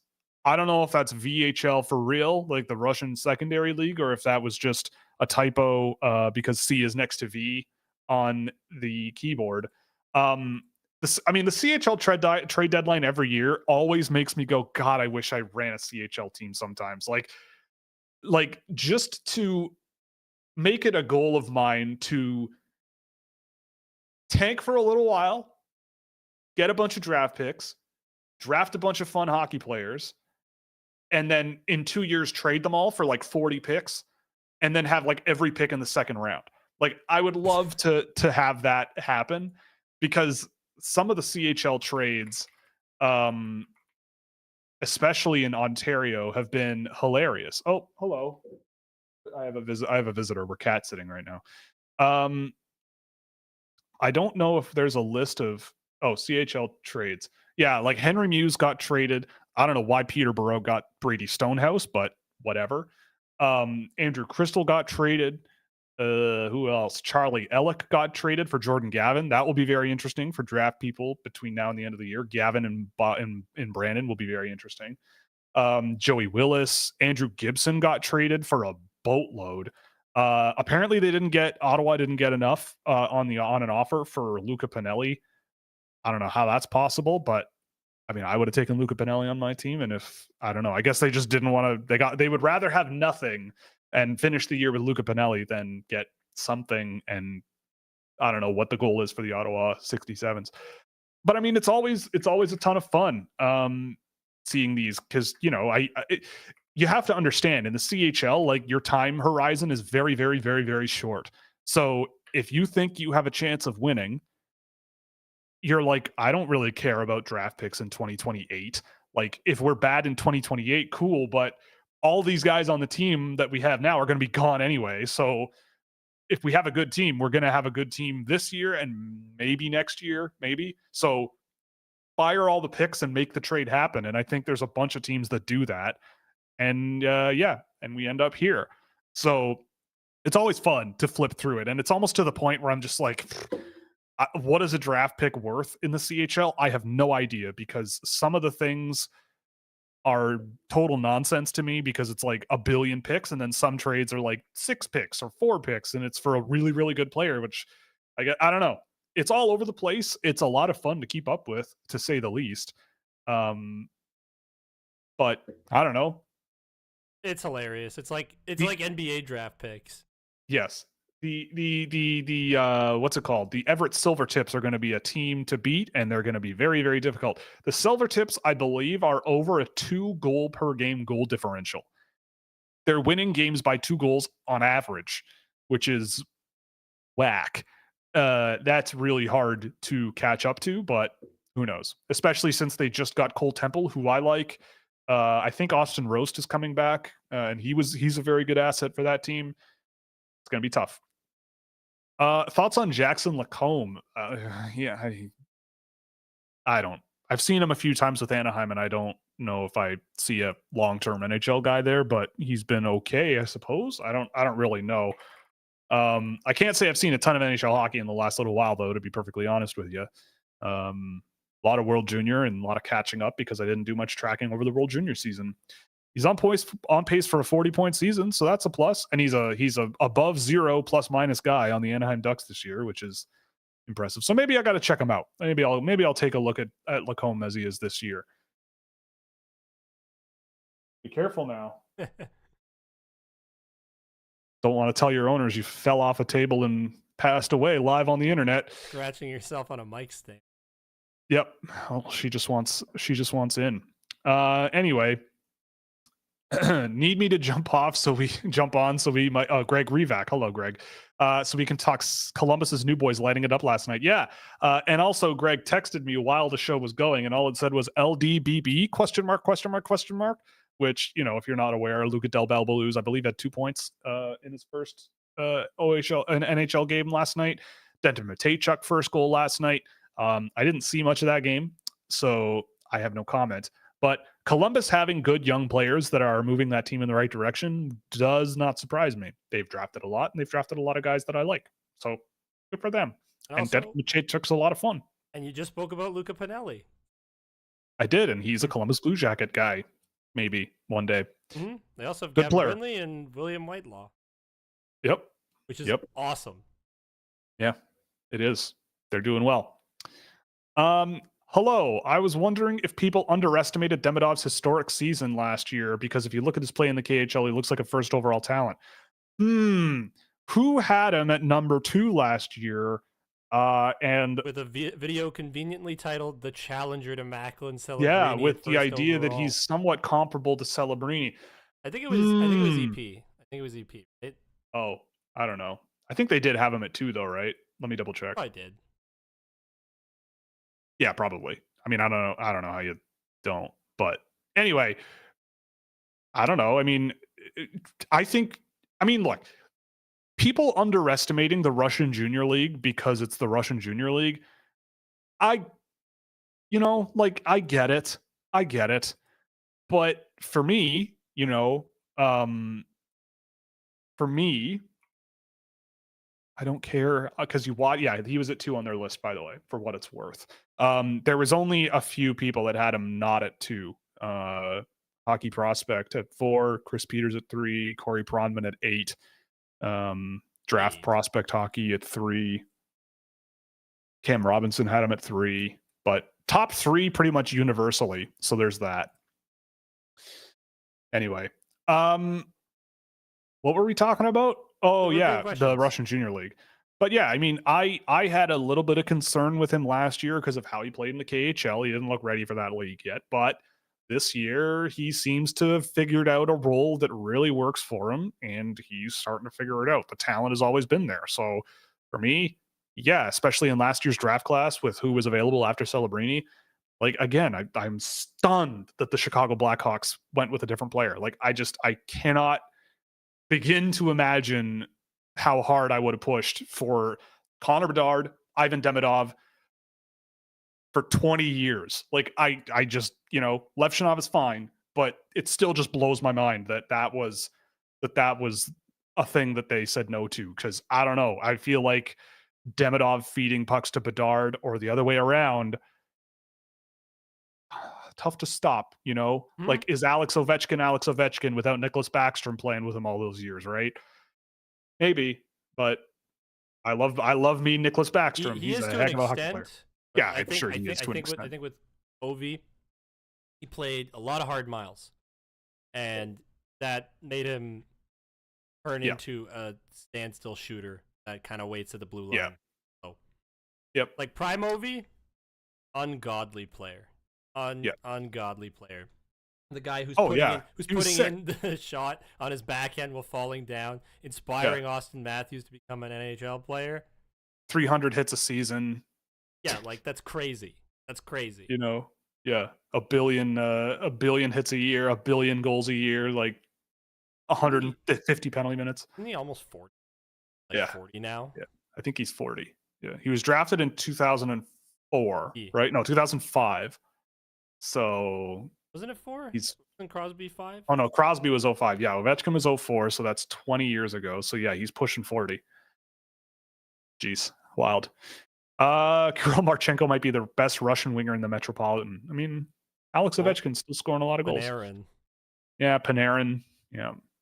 But I love Marchenko. He's good. Yeah, Connor McDavid looked like a child when he came to the league. Yes, that's true. Connor McDavid's a little bit of an exception. I think NHL teams could look at that and go, yeah, this kid is for real.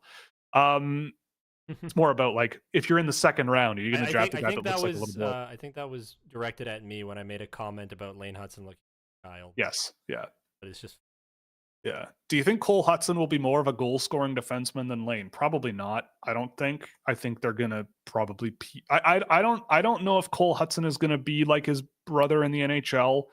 I still think that Cole has a bit of a ways to go relative to Lane, but he obviously had a great World Junior and definitely better than I expected. So we'll see. But yeah, I don't know about more of a goal scorer, because also Lane Hutson scored a lot of goals before this season, and he does have the capability of doing that. But I'm not totally sold on that. Hmm? What big guy are the Sens going to reach on this year? That's a very good question. I mean, the Sens are probably going to draft in the middle of the first round, probably. Like they're probably. I don't know if they'll be a like I don't deep lottery team. I don't know what the Sens are gonna do necessarily because like it's still too early, right? Because they might make Yeah, a push for the playoffs. Who knows? Maybe they trade their first round pick. Sometimes yeah. they've done Again, that. the easy answer for me is Jake O'Brien because he's a Brantford Bulldog, and that's Michael Landauer who just sold the team, and Steve Stais, and Zach Hyman. they know Jake O'Brien like the back of their hands. So that would be the easy answer. And Jake O'Brien, I think, checks a lot of boxes for the Sens. Like he's big and skates really quickly. I mean, I don't know though. I mean, they what they for what they value. I mean, if I mean again, Carter Bear, if he's available, I think fits exactly what the Senators seem to want. I do think though the Senators do need a little bit more center depth. Not that you draft on need, but Jake O'Brien I think has been quite good in the last little while from when I've seen him. Shane Van Saggy could be a fun one if you're into that big heavy type of player. But it all depends on who's available. It's hard to say, but I mean, if you want a real heavy reach that on a big guy, you know, like a Kashan Aitchison, they'll have a good look at Aitchison many times because Gabe Eliason is on that team. And if they really want to go full Sens, a guy like Aitchison comes to mind. And Which he's a great kid. He is. yeah, yeah, and he'll put you in the bench. And if the Senators love and that, laugh about it. Have a good yeah, and laugh laugh about at it. you. He'll laugh in your face, which you know the vibes with him are A plus. You know, Kashan Aitchison vibes are A plus. Yeah. So that also That fits game in tape too. episode will come out once we get a bit of a backlog of game Yeah, tapes going. Because I don't it's want to coming start though. stop. So Yeah, next week we're gonna try and get more content out again. Yes, yes. lazy AJ is now a meme, sadly. Oh boy, But I'll get my ass in gear. Okay, guys, we're working. We're working. I But promise. yeah, yeah, he could be another one. Like he's not high on my board, but I could see a team really loving him, and I totally understand why. And he's Um, really a fantastic kid. Like, and he's a good dude. So we'll see. But the Sens will have plenty of looks at him, and we'll see. Before the World Juniors, I asked you about your thoughts on Emil Pieniemi, and you said you weren't familiar to give an answer. Do you have any thoughts after the tournament? Yeah, I mean, I paid attention to him a little bit because I was asked about him before the tournament. I mean, I think he's a fine defenseman. Like he looked solid for the Finns at the World Juniors this year. I mean, there was a few moments where he stepped up from the blue line and had a really good shot from the point and all those things, which is fun. And there's definitely some skill there to work with. Um, Again, NHL ceiling, I have no idea. I think he's a guy where it's like, yeah, he probably has as good a chance as any to develop into an NHL player. But yeah, like he's solid. I didn't see a ton of him in his draft year either. But there was a few moments in the World Juniors where I went, oh, that's Emil Pieniemi. And usually that was when it was in the offensive zone, which is fine. And there wasn't any real moments defensively that I saw when I saw Finland where I'm going, oh, Emil Pieniemi, yikes. It wasn't ever really like that. So I don't know if that helps, but that's where I came across where I came down oh, on. he's fine, is what Will. I think he's fine. Like he's an interesting prospect, and we'll see what happens, you know? Did you ever think Dylan Holloway could produce like this in the NHL? Actually, yes. I mean, I had him ranked 17th or something or 16th in 2020 when he went.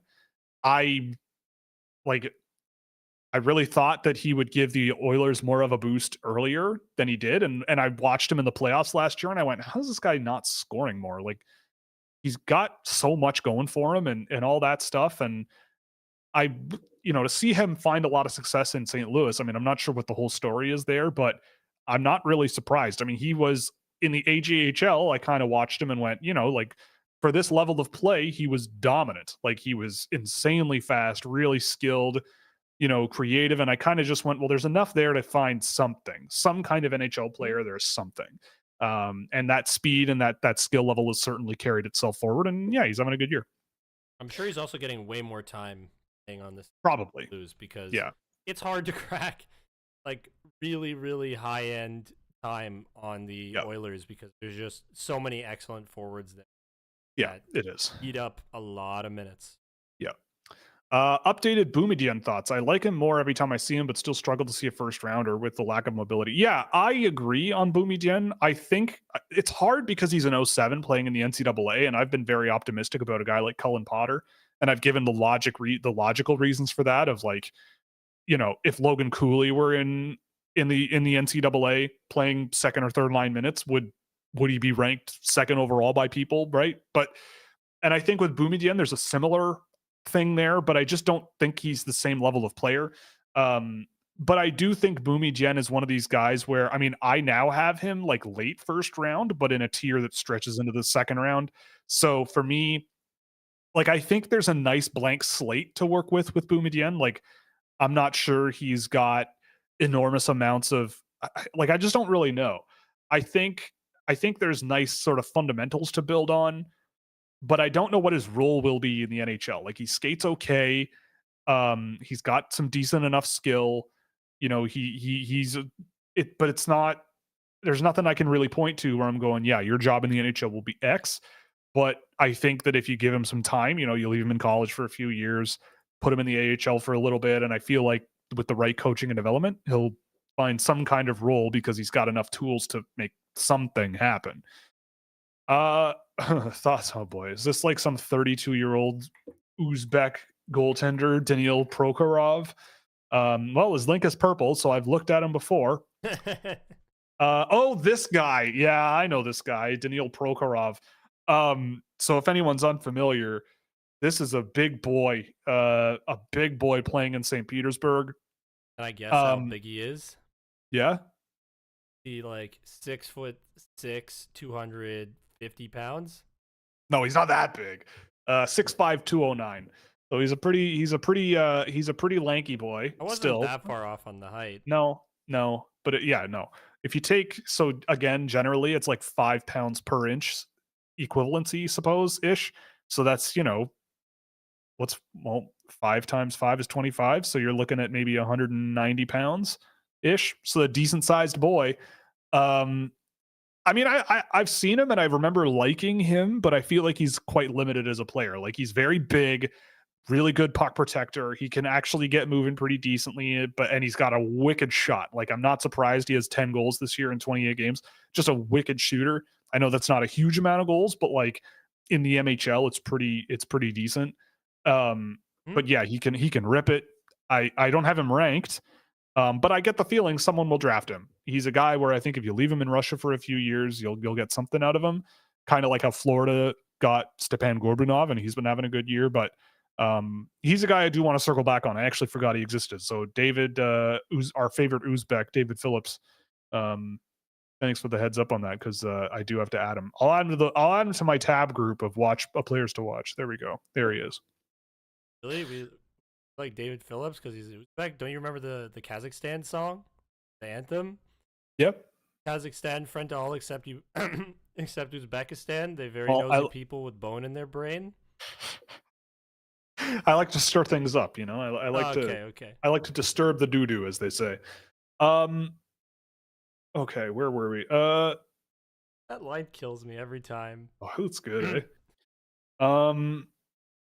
Okay, David Phillips is just trolling, more trolling, more trolling, more trolling, more trolling. Um. Lots more trolling. Thoughts on Sung Kyu Lim? Oh my god, are we talking South Koreans here? Uh, is this? I think I recognize this guy's name. Believe it or not, I'm not lying. Yeah, his link is purple when I search it. There it is. Sung Kyu Lim. Well, I searched him up at one point, so there's that. I don't know. Um, he's sick. There, that's my thoughts. Thoughts on Ethan Wittenbach? Yeah, so that's a Sioux Falls Stampede guy. As I push my nose from the side here, I like him. I think him and Sam Spear are a nice duo there. I like Spear a little more, but Wittenbach I think is going to be a really good college player. Like he's skilled, he's a little bit creative on his feet. He thinks under pressure pretty well. I just don't know if it's enough, but I didn't mind the game I tracked of him. I thought he was fine. I think he's a guy that probably is worth drafting and stashing in college for a while.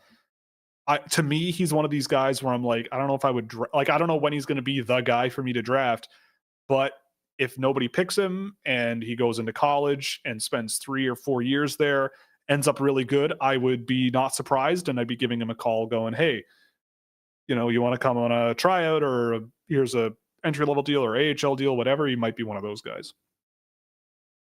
Um, do you have an impression on Marcus Nordmark after scouting other Garden players? I really like Marcus Nordmark. I honestly haven't seen a ton of him.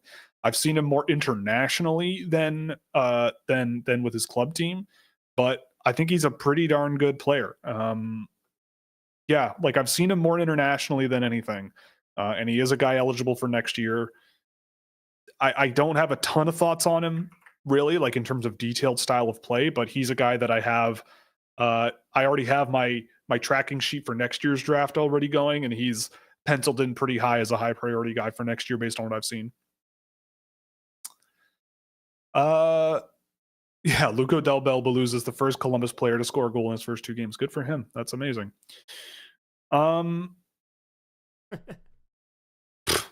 What? No, it's just funny how you read that. Yeah, good for him. Amazing. Yeah, good for him. I mean, yeah, more goals than I have. More Fabian Lysell crap. Any thoughts on Rio Kaiser moving to the OHL? I mean, I'm curious. I didn't think he was particularly amazing at the World Juniors when he played. He was not very good when I watched him play in the Dell 2. He's big and he can skate okay, and I feel like in Peterborough he's going to play a ton. They don't have much going on in Peterborough this year. They don't have much to lose. They could give him a shot, give him a go. And yeah, he's going to Peterborough. He's played 3 games and he's -2 with 7 penalty minutes. I mean, that's kind of what I remember from him, where he's the type of guy where he's an okay skater, but if he gets behind, he'll do something that could lead to a penalty. So we'll see what happens. I'll check in on him playing with Peterborough because I liked him last season, and he's had some decent moments when I saw him in the Champions League this year, but I think he's a long term project. If Vancouver gets back Östlund in a potential trade with Buffalo, do you think the Lekaramaki Östlund combo would work in the NHL? I would think you could try it, but I would think that it's easier to say that it would be nice to have those 2 guys on the same team because they grew up playing together so much. Whether they're playing together or not, I think that really just depends on how things go in the NHL. It's hard to predict, especially because Östlund doesn't have any NHL experience yet, and Lekaramaki is very limited there. But I mean, we went and watched Lekaramaki in the NHL, and I think he does need a guy like Östlund on the ice with him to help him out. But I don't know. I mean, who is Vancouver getting from Buffalo? Or they're getting Östlund, but who are they giving to Buffalo? I'm not sure. They're Miller or Patterson, baby. No. And if Östlund is the centerpiece of that deal, then if more. I'm Buffalo, you hammer that one. But anyway, I mean, I think it would be an interesting thought. It would be nice to see. They were buddies way back in the day. They worked really well together back in the day. Who knows? And we're noted Noah Östlund fans here. Lane Hutson so far is the best player from 2022. He's on pace to have a better rookie season than Quinn Hughes. Okay, I mean, I don't even remember who went in the 2022 draft. No, Will, come on. What? Of course he is. He's the GOAT. Oh, right. Yeah. Of course he is. Right. I mean, last year it was Juraj Slafkovsky, so maybe this year it's Lane Hutson. Maybe next year it'll be Shane Wright. It's still Logan. At this rate. Yeah, Logan Cooley's insane. But Lane Hutson's making a case. Big time. Case. Like, I mean, you look at some of the names that were drafted before Logan or before Lane Hutson. Topi Roney, we don't talk about him. Rieger Lorenz. Do we not talk about Topi Roney because you had a little he's glimmer? He's going to go to jail. Oh. No, because he's going to jail. I Jack Hughes, the other one. Matthias Sapovalev. Luca Del Belbaluz, the greatest Columbus Blue Jacket to ever play. Noah Warren, like Dylan James, Paul Ludwinski, Ryan Chesley, Archam Duda. Like I these are remember all these guys. names. Yeah, you remember these names: Maverick Lamoureux, I mean, I like Paul uh, Ludwinski.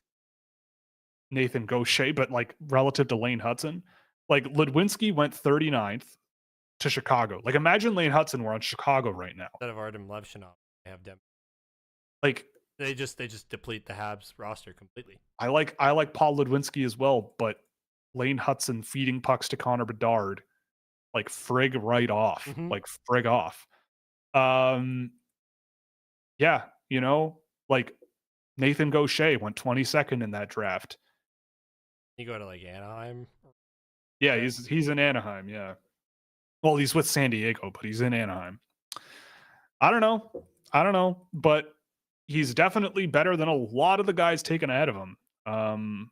For sure. Yeah. Him and Shane. There were many teams that could have had both Seamus Casey and Lane Hutson, which is I know, yeah, you can look at that and go, yeah, you can have too many guys like that, but like I'd rather have two than zero. Um, where do you see Easton Cowan fitting into the Leafs lineup? Third I'd say line. like Third yeah, like line. third line, middle six, That's two-way fine. guy. Yeah, He'll fit in he's fine. nicely with Nick Robertson someday. Nick Yep. Robertson's still there, or he'll just take Nick Robertson's spot and really break my heart. I mean, We'll have him with lost. Nick We'll, Robertson would be we'll gross. we'll have lost Rasmus Sandin and Nick Robertson, Cowan, and I will be in shambles. Yeah, In yeah, shambles. I yeah. like Easton Cowan, but not more than I like Rasmus Sandin and Nick Robertson. Yep. I found it curious that as per NHL Edge, Hudson has slightly outsped Quinn Hughes for top speed, number of high speed bursts, and for lower speed bursts. I don't know if it's believable or NHL Edge is on crack. I mean, I would believe it. I don't see a reason why not to believe I'll tell it. you why I believe it. Yeah. Because Lane Hutson has to carry the team on his back. At least a little bit. Wouldn't you argue that so does Quinn Hudson? Wouldn't you argue that Quinn Hughes does too? To an extent, yeah. He has to carry the defense on his back, but Lane Hutson drives offense in a He way where does. he Yeah. goes into the offensive zone, goes in like super deep. And I know Quinn Hughes does that Yep. too as well, but like I think Lane Hutson does it a bit more and a bit more aggressively. Like we saw one shift where Lane Hutson behind the goal line. Yeah. Yeah. And then he went back and got to his position. So like I could absolutely see that being the case. Yeah. For sure. Well, yeah, I think so too. Um, we got a math take. Trig is better than geometry. I mean, they're kind of related, but you know, trig has limitations, I suppose. I mean, it's handy. Geometry, there's an iceberg of geometry out there. You can follow all the way down to string theory. Anyway, who do you like more, Villander or Axel Sandin Pelika? See, I don't like questions like this because they're both very different. Like they worked with each other really Mhm. well in the World Juniors because if I want someone carrying a hockey puck and driving play up the ice with the puck on their stick, it's probably Villander. But if I want a guy who's a pass first, offensive zone sort of creator, I probably go with Sandin Pelika. But Villander's not that far behind because I think the way he works the offensive zone on his feet is a little bit more interesting than Sandin Pelika. But Sandin Pelika just has that finishing ability, that vision in the offensive zone that is sort of that next level. So they're two different brands, it's like McDonald's and Subway. It's like which one's better? It's like, I mean, depends. I mean, Subway's not great, but McDonald's, I mean, I'm not a big McDonald's hamburger guy, but What I like the hamburger do chick you like? like fast food Yeah, hamburger. what fast food hamburger? I'm trying to think of the fast food places where I go and get a hamburger because it's Are we almost talking like universally chicken. are we talking chain or like mom and pop fast food Oh, I mean, differentiator? I feel like this is kind of controversial, but I like Harvey's hamburgers. Mhm. If we're talking chains, those are pretty That's fair. good. I don't like Wendy's. I don't like McDonald's. Burger King makes me sick. Burger King's the worst. Uh, yeah, I'm trying to think of the other ones. I don't really eat a ton of fast food. My favorite. This is Yeah. the end of the aside. My favorite fast food burger. a very local place to Etobicoke. Oh, Apache Burger, yes, easy. Yeah, my dude, favorite. that place is primo quality. I would, and when I was in high school, I think it was there in high school, maybe university, It would have but been. yeah, it would have been. Been I around since. would, me and some friends would make the pilgrimage from the city of Toronto out to Apache Burger to just eat those because it was that good. Like, and at the time, at that age, going out to what is it, Kipling and Yeah, Kipling at 6 something, points. Kipling and yeah, Kipling-ish. Kipling at 6 points. That's a trek, even for people like me, city boys who lived in the West End of For Toronto. for for context, for people who live in Yeah, Toronto and take the not Toronto. TTC, Yeah. it's right at Kipling Station. Essentially, Yes. that's where it is. Yeah. Kipling at 6 All the way at points. the end of the subway line. Yep, where I live. Yeah. Oh, so good. The best. It's the best. Live like 7 minutes from Apache Burger. Oh, Fantastic. I Get it would all I the would time. be I would be I know the cook grotesque. there. I know the cook there. I've known him since I was 7 years old. Awesome, great dude. Now I want Shout now I out want to go to Casey. Apache Burger. Come with me. Come with me. We'll do it. Yeah, we'll do it. I'll come down. It's only cash. It's still cash only. Still cash only.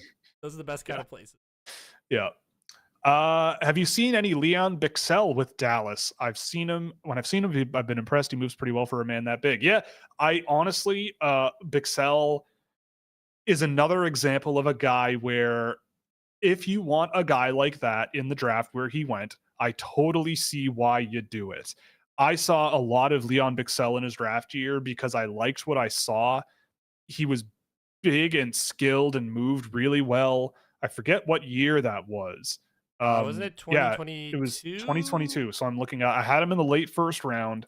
He went higher than I had him, but at 18th overall, like, yeah, Brad Lambert was there, and it would have been hard for me to say no to Brad Lambert, and I still feel that way.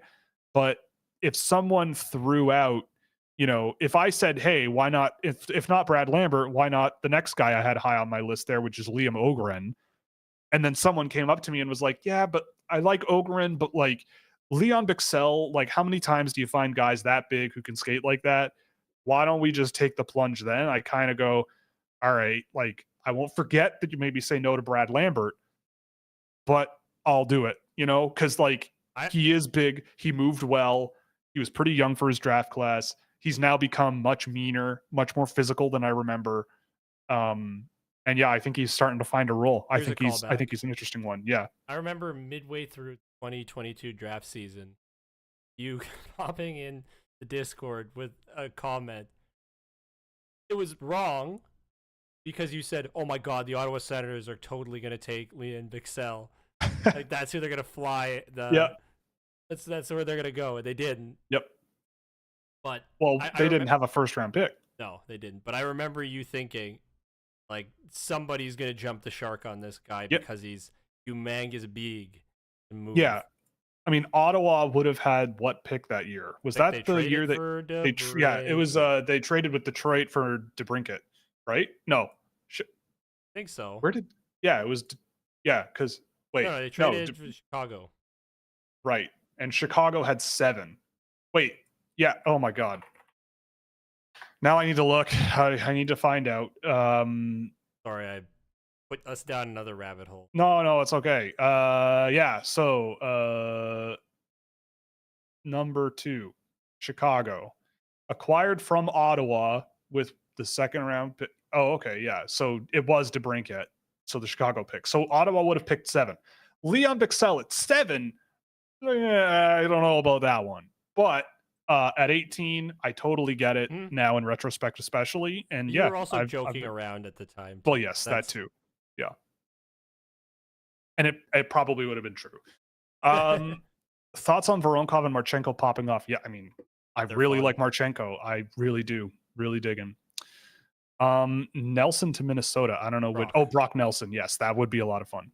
Oh boy, what do the Leafs do with Marner? A deadline trade? They're gonna back up. They're gonna go into Scotiabank's Central Scotia Plaza office, go down the stairs, go down the next set of stairs, talk to the security guard guarding the vault, go into the vault, grab a cart of gold bars, drag it out onto the street, and bring Mitch Marner to Scotia Plaza and go, take as much as you want. Like, I cannot imagine the Toronto Maple Leafs doing either of those things. They're going to keep him. It's probably going to be expensive. After the season he's having this year, though, I don't know how you entertain anything, really. I mean, I know I'm surrounded by Toronto Maple Leaf stuff. I am. And a producer. And a producer that, yeah. But I mean, this is just from my neighbor who worked for MLSE and had it at the arena. And this stuff used to hang in the dressing room. So I'm putting it up. But yeah, I mean, I don't know how you let him go. I don't see it in any way, especially trading him before the end of the year. I don't see it. Remember, everybody is like, "Oh, is Mitch Marner going to get traded this season?" No, it was Mitch Marner should be traded this offseason. Like, now's the time to do it. No, that was the discussion. Yeah, and I knew it. I said it. Yeah, we talked about it all summer. We're just like, this is insane. I said, all they need to do is get him playing with more pace, and he'll be everything I ever wanted, and he's everything I ever wanted now. Yeah. Yeah. So give him the William Nylander money, and I'm sure he's going to stick around. I'm sure he'll be happy with what, $11.5 million over 8 years. Yeah. That's plenty. And yeah, he's worth it. I love him. Yeah. Vancouver should trade Miller at 32. He's not going to get better. Pedersen is better. I mean, I agree. On paper, you should keep Pedersen. If you're going to trade one of them, I probably would trade Miller, but I don't know. Like, does Vancouver really want to pull the shoot on the season? I mean, unless it is literally like they can't stand each other or whatever the drama is that people are speculating about, then like maybe, but I don't think, I don't know. Like, I can't, I think it's an excuse. Yeah. I think it's media excuse for this team. And there's so much noise around it because all the media talks about it. Okay. I just don't buy it. I'm sure they might not like each other. That's fine. But don't torpedo. You're not torpedoing a franchise over this. Yeah. No, I know. And also, I agree. like, Vinny Lecavalier and John Tortorella had problems in Tampa. Yep. They figured it out and won a Stanley Cup. So it can be worked around. I'm not saying Vancouver's going to win a Stanley Cup. They're not. Okay? That's my hot take. They're not. Mm-hmm. But gotta work around. And maybe they do win. Maybe. I was just being an ass. Yeah. Got it. Don't trade either of these two players. They got to figure it out. They're getting paid. Figure it out. Yeah. This is a good one. I don't want Hutson to win the Calder not because he doesn't deserve it, but because we can't afford if he asks for $9 million. I mean, he's got a few years to go before he's an RFA. But I don't know. I mean, you can afford it. It'll be fine. Montreal will find a way. He'll stay there for a while. You got to hope. Yeah. A Bruins jersey with Carter Bear on the back would be a great influx of money. That is also very true. It all just makes sense. You know, Carter Bear in a Bruins jersey, blah, blah, blah. It would be great. I didn't even put that together. Eddie Genborg would be the most Bruins pick ever. That's also true. I wouldn't do it in the first round, but he plays that style of play. Dean Letourneau, what do you think about Lane Hutson's brother Cole and his projection? I mean, I think he's still a bit of a question mark in terms of NHL upside, but he impressed me a lot at the World Junior as a dynamic puck mover, playmaking offensive defenseman, similar to his brother, but just a little bit more up the ice focused rather than laterally like his brother. Like, he's very sort of more direct, a little bit different approach to the game, but we'll see. What's the deal with Chernyshov and Saginaw? I think he's been injured. I think he had surgery in the offseason and he's still not back. But he'll be a boost for Saginaw if he comes back. Oh my God, Slev Blestsky. Oh boy. Oh boy. We've come a long way from last season, man. The comments from last year, boy, howdy. He's better. What are you talking about, man? Yeah. I only threw in that Logan Cooley part just to get beat, and it worked to perfection. That looks like a whole bunch of things Slavkovsky can't do. Quote Joel Henderson, one of my favorite hockey moments of all time. We love you, Joel. Sitting with him at the draft, and that looks like a bunch of stuff Slavkovsky can't do. Anyway, we joke. Uh, Hagens is actually above a point a game in college, so I don't know where you're getting your numbers from, but he is above a point a game. Misa's engagement on defense, I mean, he's very good. What do you think about Bedard on the wing? Honestly, I thought long term that Bedard probably ends up a spectacular NHL winger, but right now he kind of has to play center. I think he's fine enough there. I think he gets the job done. But if, let's say, Chicago had an elite level center who could get him the puck a lot more and play a little bit more defensively, then yeah, I could see him being a winger, and I see nothing wrong with that. How does Michael Misa next to Connor Bedard? Spectacular. Spectacular. I would do it in a heartbeat. James Hagens, spectacular. Do it in a heartbeat. We'll see. Bedard almost 40 points for crappy Chicago. He'll be 100 point. Yeah, he'll be an extraordinarily good player for a long time. There's no doubt in my mind. And uh just over, like, I don't know how many games Chicago's played, but it's around 40, I would imagine. I'm looking right now. Yep. They've played 41. Yep. Yeah. What do you feel like is behind the sudden explosion and development of young talent in Columbus? I mean, they've just drafted quietly very, very well for the last few years.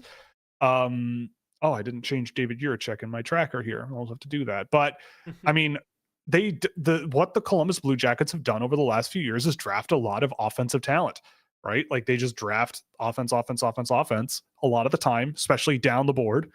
And those are probably the good bets to make, right? Like, and they're not done. There are guys coming that aren't there yet, right? Like Brindley and Pinelli and what else is here? Whitelaw and even an Andrew Strothman is, I mean, not the most amazing freshman year, but he's got some offensive tools as well. Who else is in here? I mean, they've got a lot going for them, and they need to have guys that are starting to bear fruit at this point because they've been not so good for a very long time. But yeah, I mean, they do use a lot of, I think, smart applications of data in their drafting strategy and take good bets. You know, guys in the third, fourth, fifth round that probably shouldn't be there for one reason or another. And here we go. Speaking of Bedard and Fantilli, who is Leo Carlson playing with these days? Brett Leeson. That's a good question.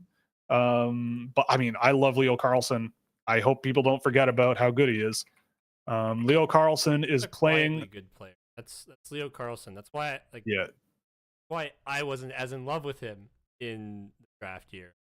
He's been playing with Brett Leeson and Alex Killorn recently, and before Leeson, it was Trevor Zegras. And before that, it was Cutter Gauthier. He started the year with Gauthier, then seemed to flip around a little bit, then went with Zegras for a while, and he's been with Leeson mostly since. Leeson, Killorn, Carlson is not the line I would be deploying, and they are doing good defensively, and that makes sense. Congratulations.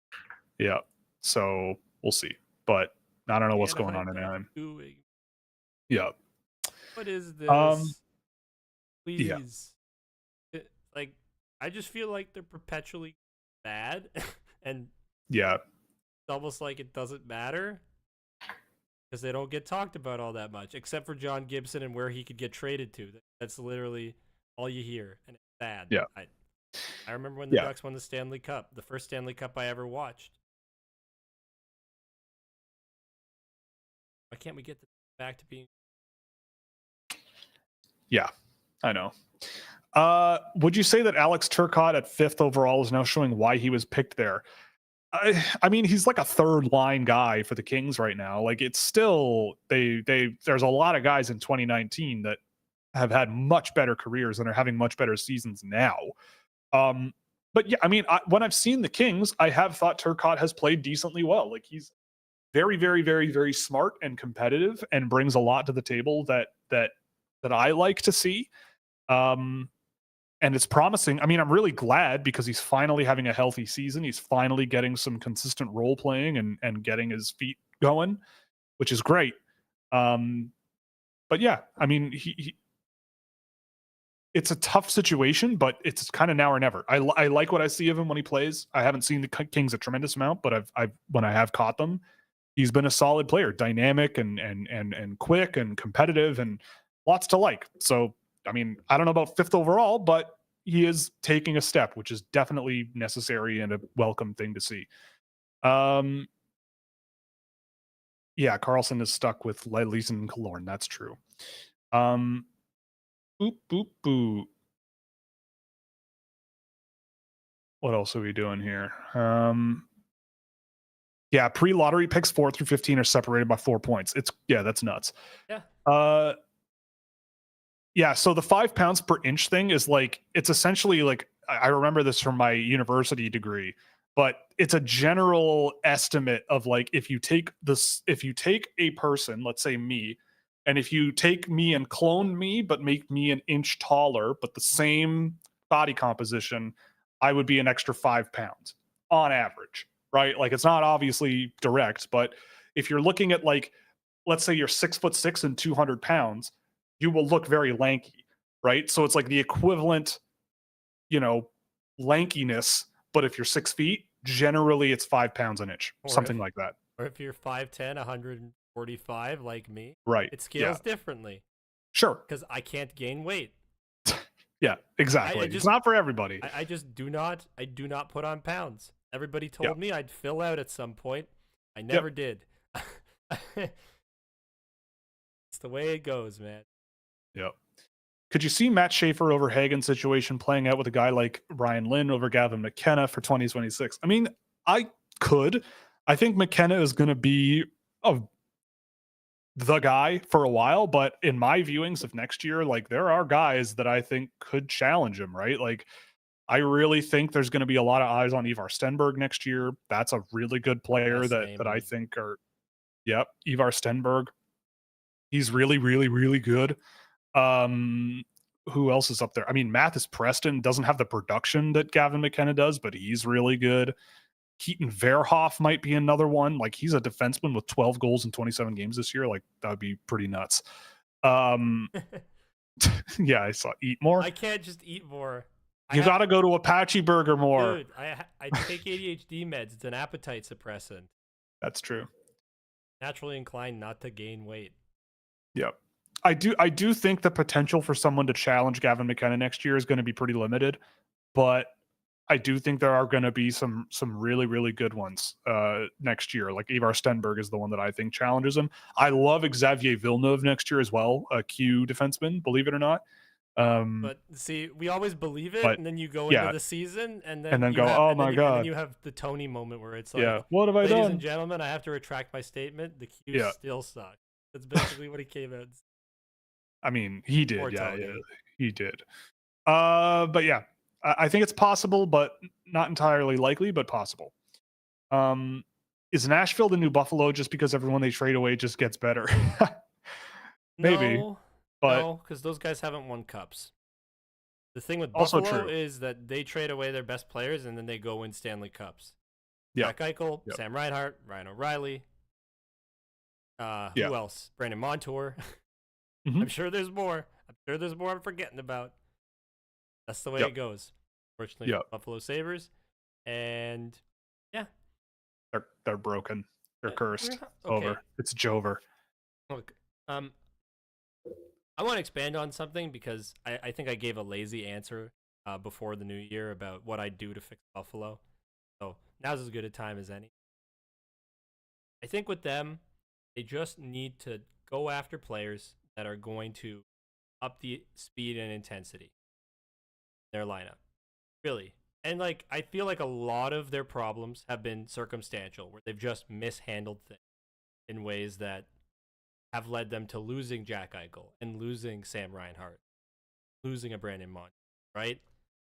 I don't think that Buffalo is necessarily cursed forever. I just think they've been in a bunch of really unfortunate situations that they haven't helped themselves out with. Like with the Jack Eichel, I believe it was shoulder disc or a neck disc that he... Neck, right? Like, and they didn't want to do the experimental surgery, and that's why he said he didn't want to be there anymore. So he left, went to Vegas, won a cup. Sam Reinhart went to a great team in Florida and won a cup. And I feel like with them, like, they don't have nearly the talent level that they did in losing Jack Eichel and Sam Reinhart. Just don't. Rasmus Dahlin's great. And they're probably going to draft pretty high this year. So if they add, like, let's say a Michael Misa, their group, they need a center badly, and then just stick around with the guys they have now. They have to rebuild a reputation of being a place to go. Because Mhm. Buffalo was a great team when I was a kid. I hated the Buffalo Sabres because they won so much. I remember Correct. I remember my grandfather, like, looking at me when, because, you're a dumb kid and you cheer for teams whenever, like, for whatever reason. Like, why do you want them to score a goal? They're good all the time, AJ. And I was a young kid at the time, so Yeah. they haven't been good in like 15 years. But this isn't a team that is cursed. I do not believe in No, curses, I okay? refuse. I Yeah. refuse to believe in curses. Also because I'm a Leafs fan. Don't want to believe. But at the same time, I actually do not believe in curses. You can get out of your poo-poo luck. Get out of it. Yep.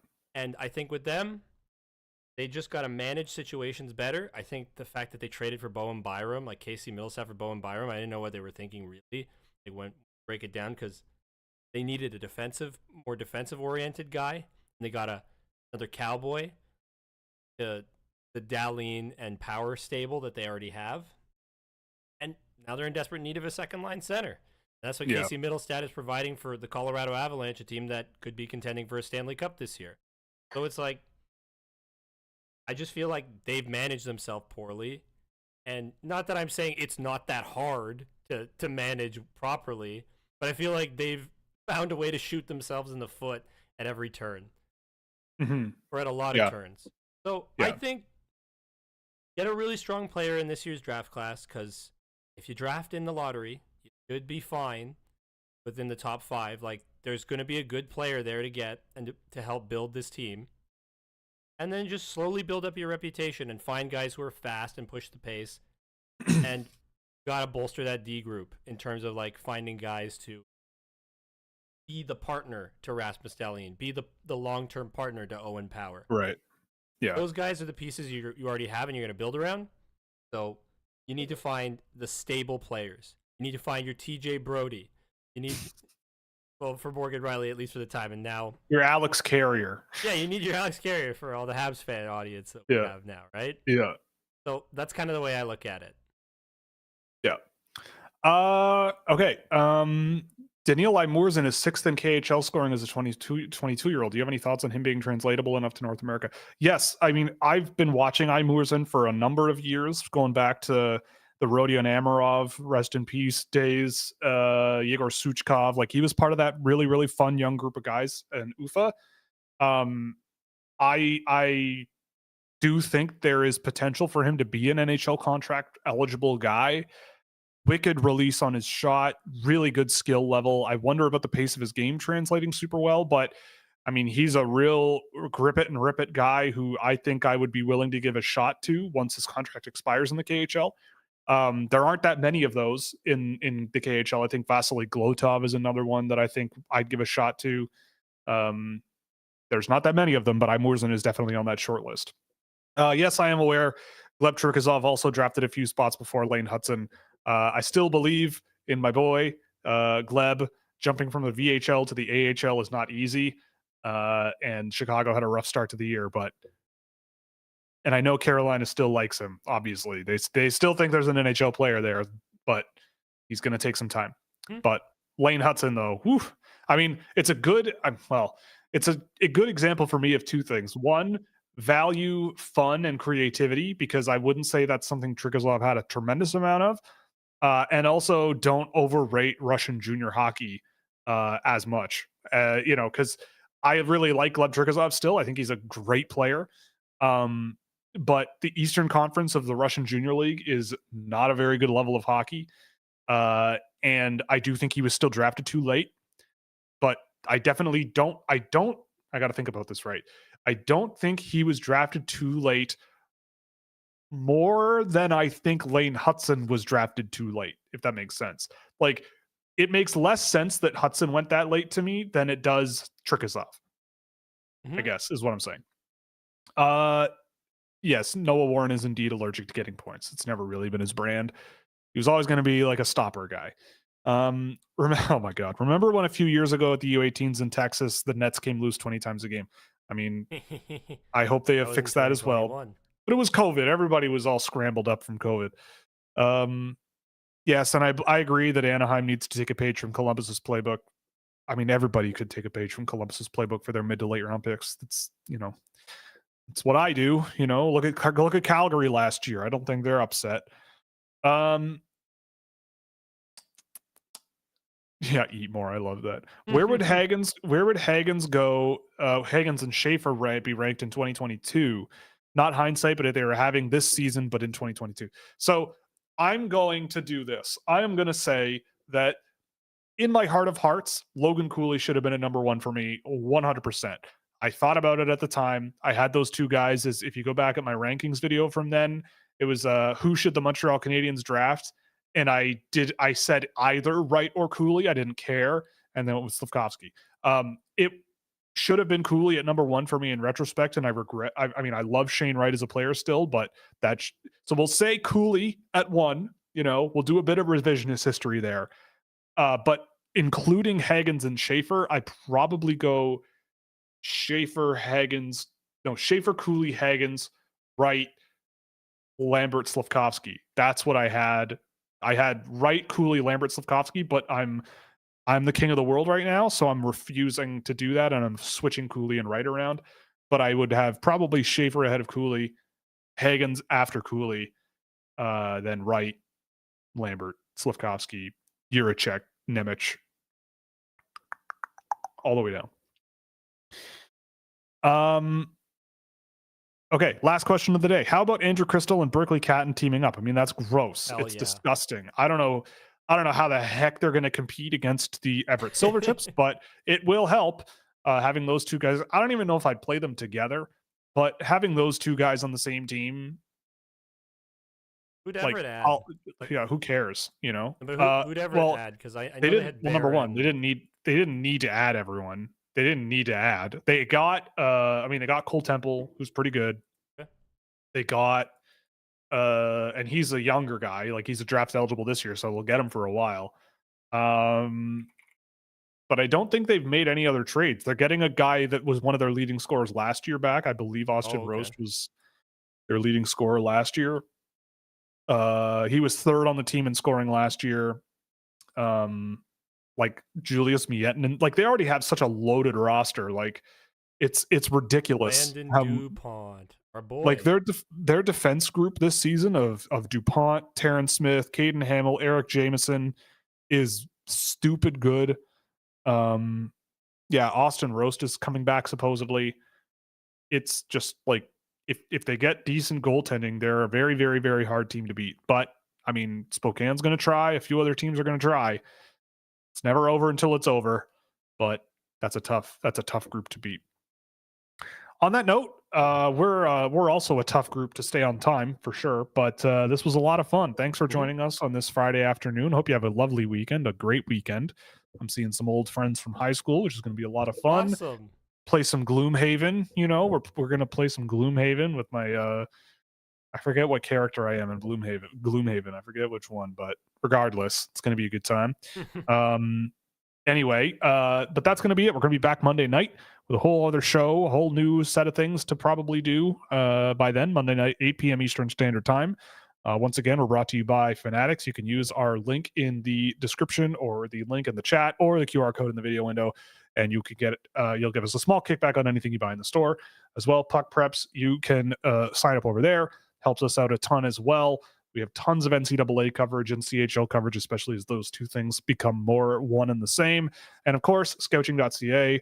Ignore that I just sent the Puck Preps ad twice. Scouching.ca, where a subscription will get you all kinds of access to fun tools like our prospect data, drafted prospect data, track data from games I do, as well as subscriber-only written content. I'll have another office hours. I want to do more of those as the season continues to speed up towards the end. I've got one I started working on after the World Juniors, and that should be out next week. And that's only for subscribers. As well, we have a Discord server that's a ton of fun. Lots of fun things. I'm looking at a picture of a cat right now. So if you like cats, you can go in there. Also, Sam McGilligan is in there, labeled as dumb. So if you want to speak to dumb, that's where you go. So Label thank does you very more much. horrible things than other servers. Exactly. Yeah, he is. Well, we don't need to talk about that. But anyway, Love you, sir. thank you very much for joining us. We'll see you Monday night, and yeah, wonderful time, and we'll see you then. Go Leafs.